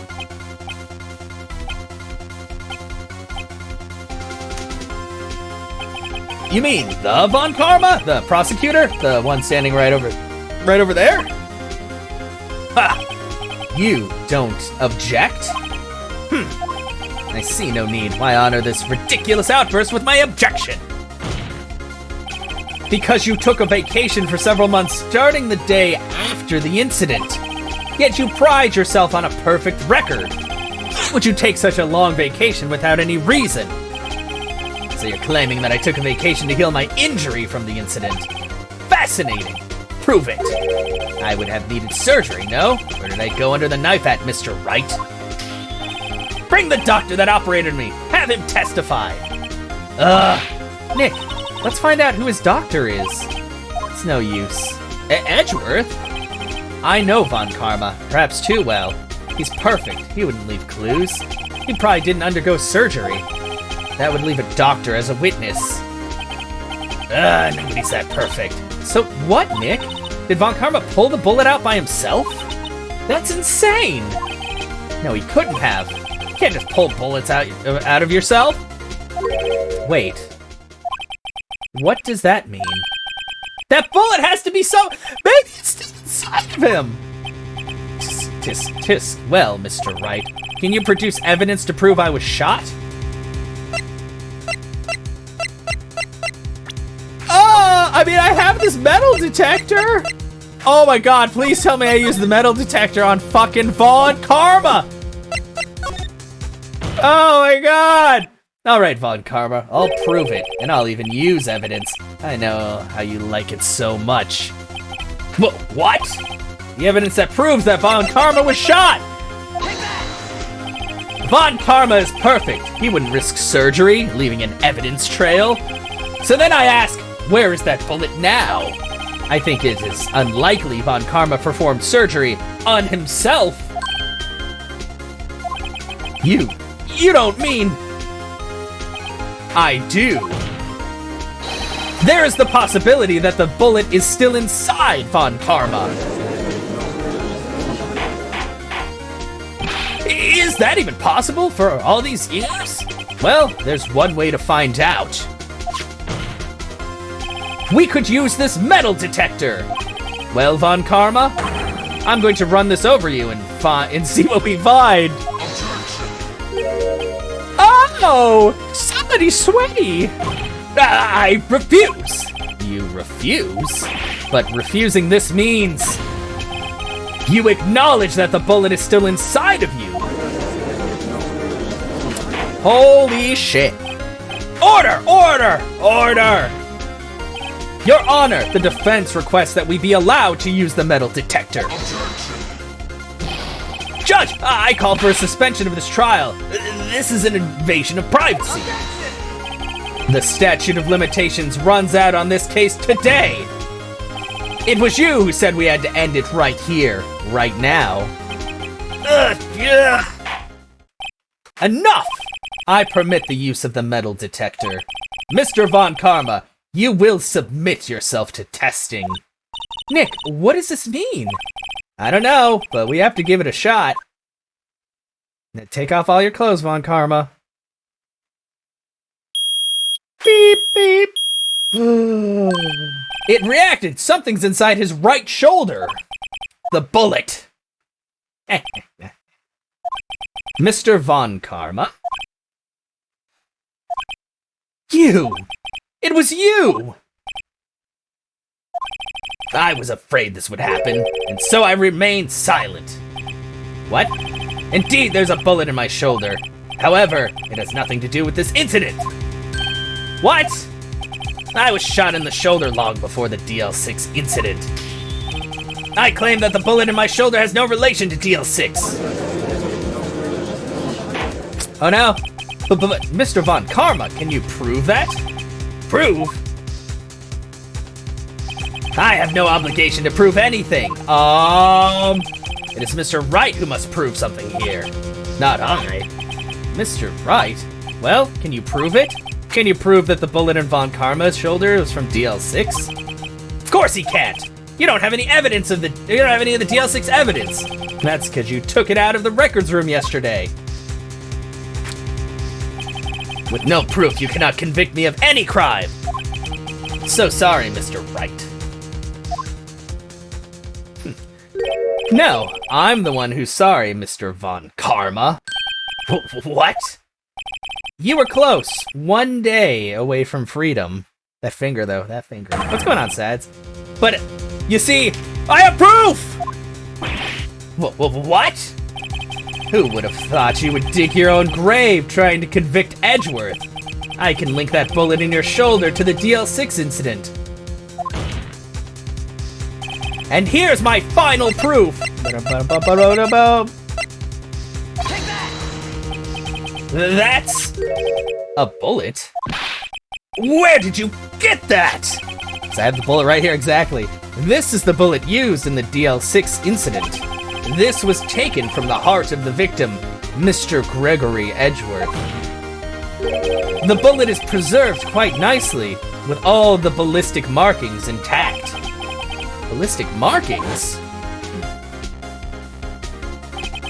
You may recall the term. It came up in the first trial 2 days ago. Ballistic markings are the fingerprints of a weapon. All bullets fired from a gun are marked with that weapon's unique pattern.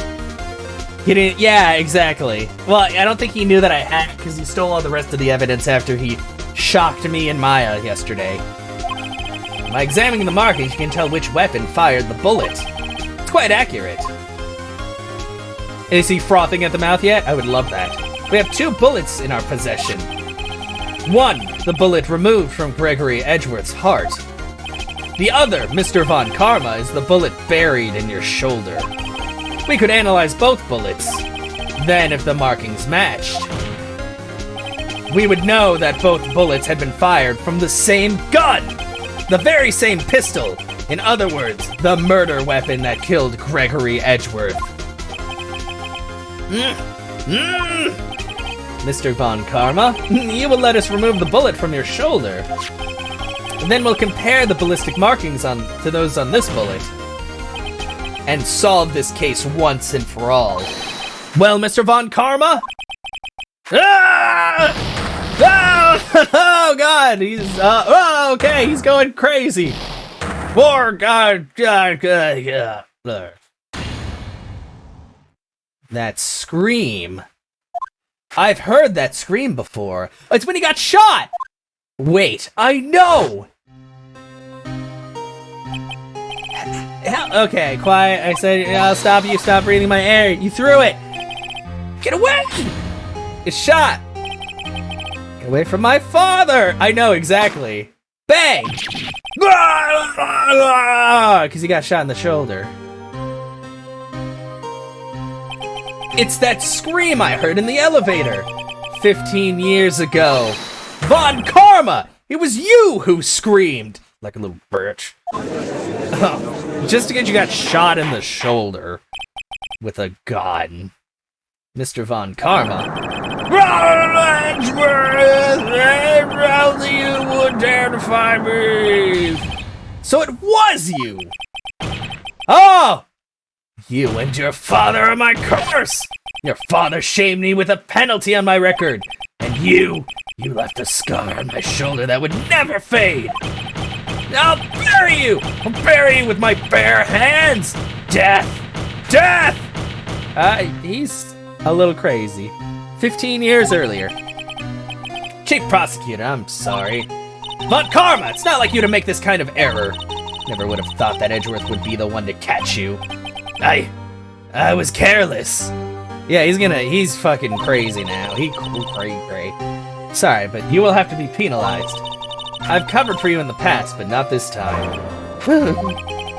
Edgeworth, my penny record! How could you? It was like a shock none I had ever known. Me? Penalized? It took hours for me to regain my composure. Suddenly, I found myself in the darkness. I was in the court records room. I must have wandered in there without thinking where I was going. The room was pitch black. The lights must have gone out. I went out into the hall and felt my way to the elevator. I pressed the button, but nothing happened. Then, there was a noise. I was in pain, a horrible, burning pain in my shoulder. Just then the lights came back on. The elevator door opened before my eyes. I saw 3 people inside, all lying unconscious from oxygen deprivation. Much to my surprise, a pistol lay at my feet. I knew then it was destiny. He did it. In his last moments, Gregory Edgeworth was still unconscious. He died, never knowing who had shot him. Later, he spoke through a medium, blaming Mr. Yogi. He was fooled. It was the perfect crime.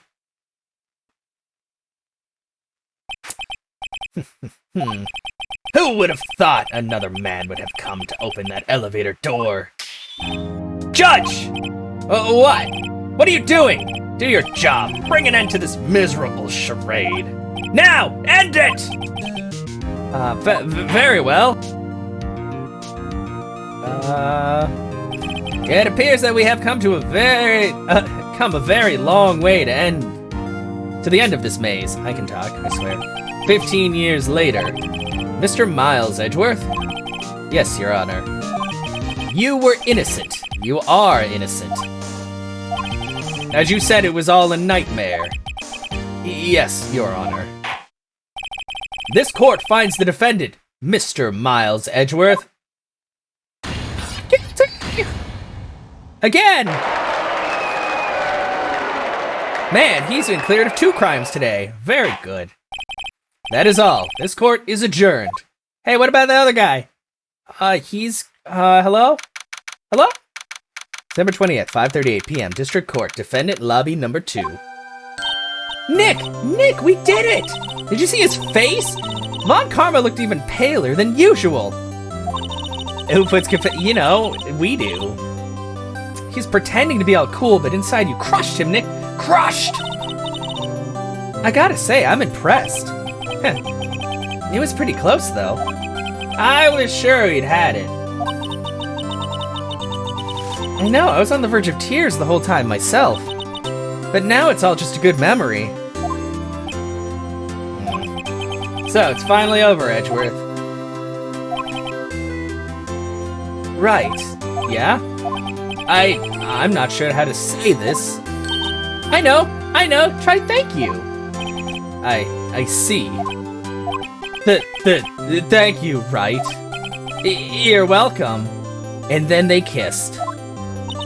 I think you could have done better than that. Ugh! Sorry, I'm not good at this sort of thing. You got a lot to learn, Edgeworth! She's got you there. Whoa! Amazing, pal! You pulled through just like I thought you would. I never forget this, I owe you one, pal. And tonight, let's party! Dinner's on me! Yeah, my salary went down a bit this month. But who cares? Oh, is it because of Von Karma's being a big old dickhole? It's okay, we'll figure it out. See, Mr. Edgeworth, you should take a lesson from Detective Gumshoe. That's how you say thank you. I see. Ahem! Up!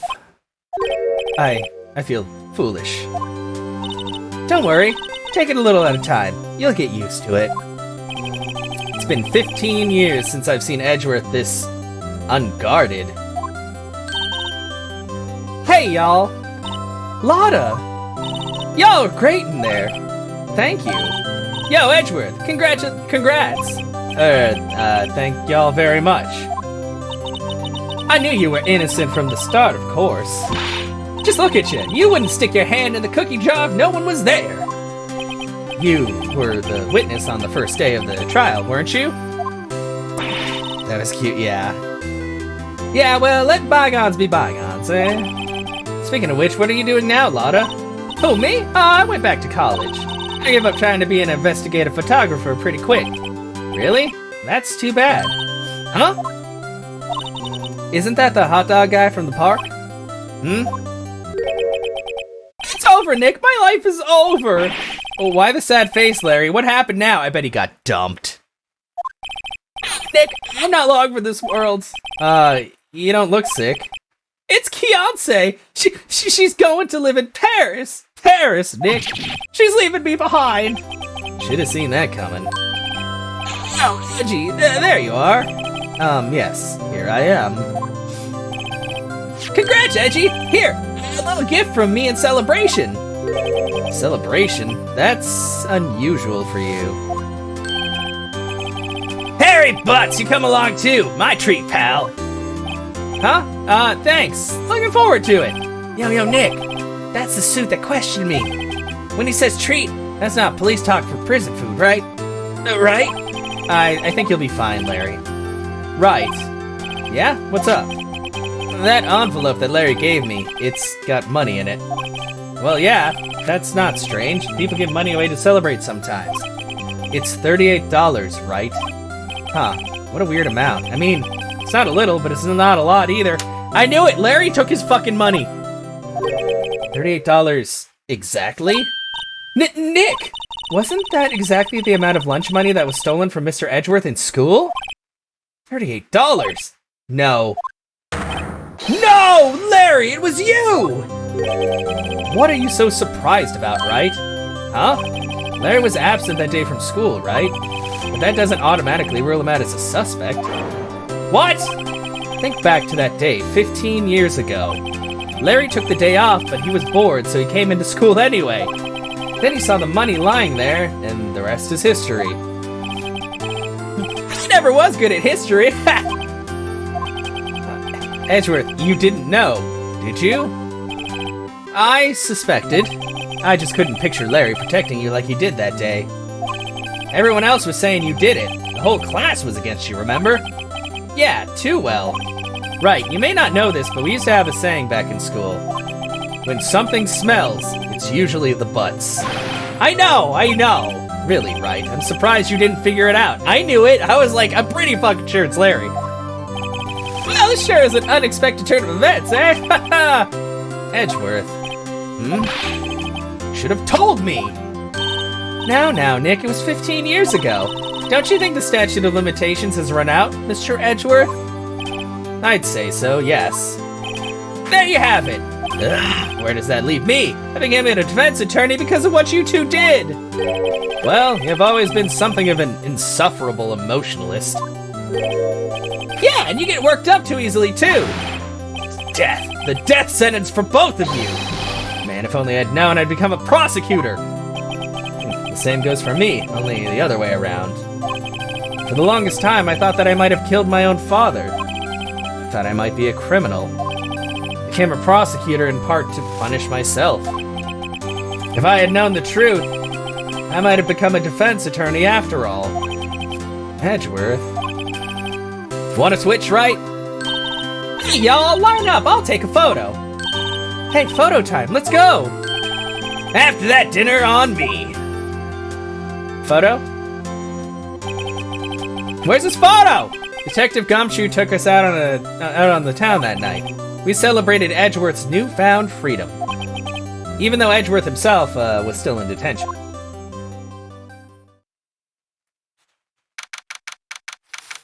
December 29th, 5:02 a.m. Wright & Co. law offices. That's early. Hello? Whoa, I went a little overboard yesterday. Did you get drunk? My head hurts. Huh? It's still only 5. Maybe I should go back to sleep. What's this? A letter? Good morning, Nick. You were really impressive yesterday. Seeing you, it made me think about what I'm doing here.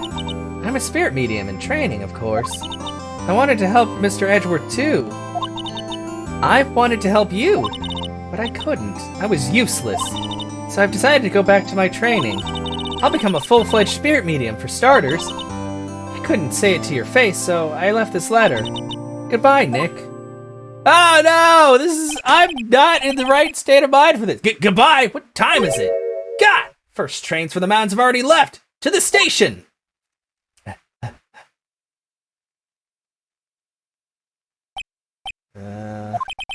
I guess I'm too late. Hey! Nick! Maya! So you're leaving? Yeah. It's hard being a spirit medium who can't talk to spirits. And I think you'll do fine without me, Nick. Be good, okay? Now come back! Hold it! Hold it! Objection! Wait! What? I never could have saved Edgeworth without your help. Huh? On the last day of the trial, I heard her. I heard Mia's voice. You heard my sister? Yes, only her voice, but still.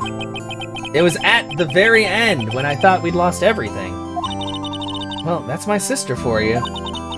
Detective Gumshoe helped, and Mr. Grossberg, and even Larry. I'm the only one who couldn't help. It was useless, Nick. But you were the one who stopped Von Karma, Maya. Huh? I didn't do anything. All I did was wander around in a daze. Sorry, but I have evidence that you helped. Evidence? Show Maya some evidence to cheer her up. Take that! Take that! A bullet? Von Karma was convinced he had taken all the evidence pertaining to DL6. but you were the one who rescued the last piece of evidence we needed. This was the bullet that put an end to Von Karma. And you were the one who gave it to me. Nick. Thanks, Maya. I couldn't have done it without you. I'll be back soon. Huh? I'm going to complete my training and come back. Okay, I'll be waiting. Of course you will. You can't run that office by yourself. You're hopeless.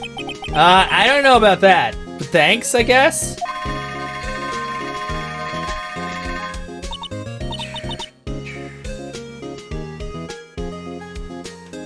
So, this is it.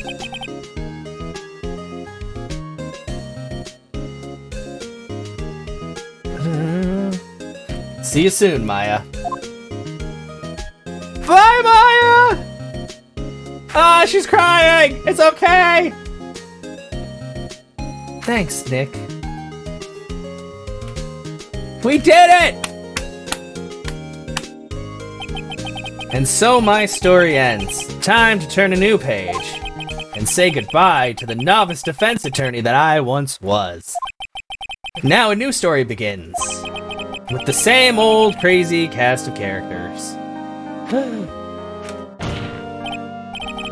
Ha! Don't think you've graduated yet, amateur. Mr. Wright, perhaps you'd like to rethink that claim?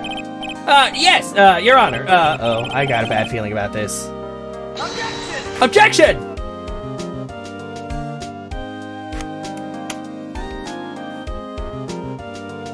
Whew. God damn, it's kind of weird to think how much we've gone through in this game. Hey pal, Mr. Edgeworth came down to the precinct to wish me a Happy New Year. Talk about a pleasant surprise. Detective Gumshoe! Then he hung his head low and went right back outside. Oh no! Kinda like he was embarrassed or something. Strange, huh? No, Edgeworth! You're okay! Oh man.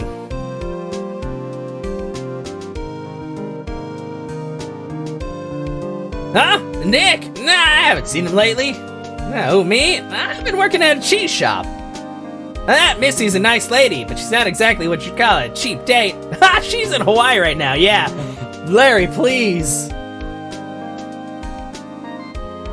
Graphics, Tatsuro Iwamoto. Yes, thank you, sir. Who? Ah, right? Yeah, I remember him. I hear he's been busy lately. You know, not to ring my own bell, but I sort of taught him everything he knows. I'm sure he's grateful.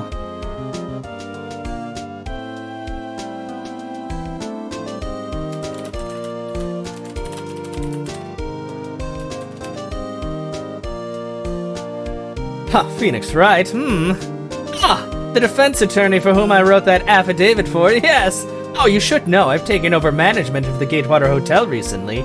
Should you be in the area, please stop by. Edgy became loose cannon, he's fine. He's just trying to learn how to have human emotions.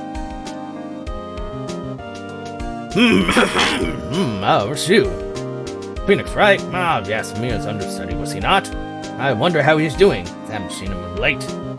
Ah, the days of my youth, like the scent of fresh lemons, you see? I still don't understand that, Grossberg.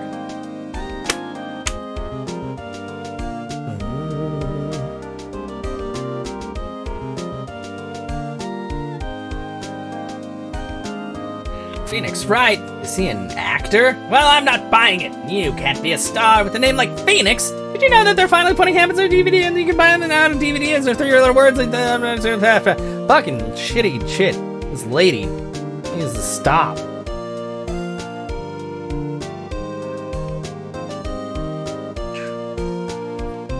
I'm pleased to announce that Pink Princess is a hit. Sure owe that Mr. Wright a great deal. Oh, I'm keeping my face out of the public eye till the show's over. I wouldn't want to ruin any kid's dreams, you know? Loosening up, yeah, he's doing his best.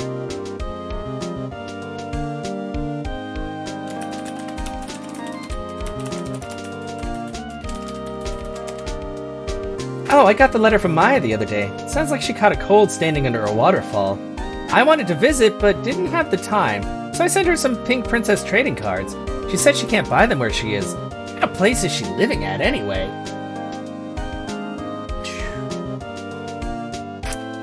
Look at all the people we met along the way, some were crazier than others. Right? Who's that? You want to talk? Let's talk Pink Princess. All right. But, I snuck into the studio the other day. I saw her, the one inside the Pink Princess suit. Ugh, what a dog. It was kind of a shock for a boy of my tender age. Aw, rude. Rude, who's the Pink Princess then?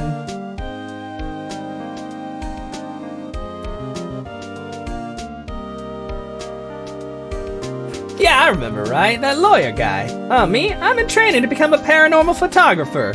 You know that picture I took of everyone? Well, just behind them, there's a ghost. For real. Now, that's talent. I'm gonna be famous. I bet it's Mia. Bet it's Mia hanging out. I want to see this picture. Yeah, I know. He just straight up like fucking... It's fun! Oh, Gumshoe's the one with the confetti, Andy. Aww.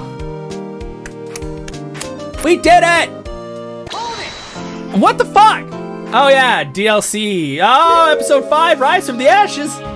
A brand new episode has been added. Oh god, hold it! Holy fuck. Episode 5. I think this is the DLC case that that Des told me about. Oh man.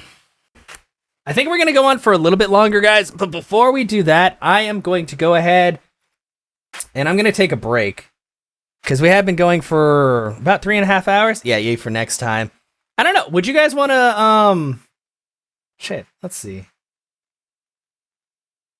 Yeah, break time, so I can get a snack and some water, because I haven't had water for about an hour, and this is a very talky game. But yeah.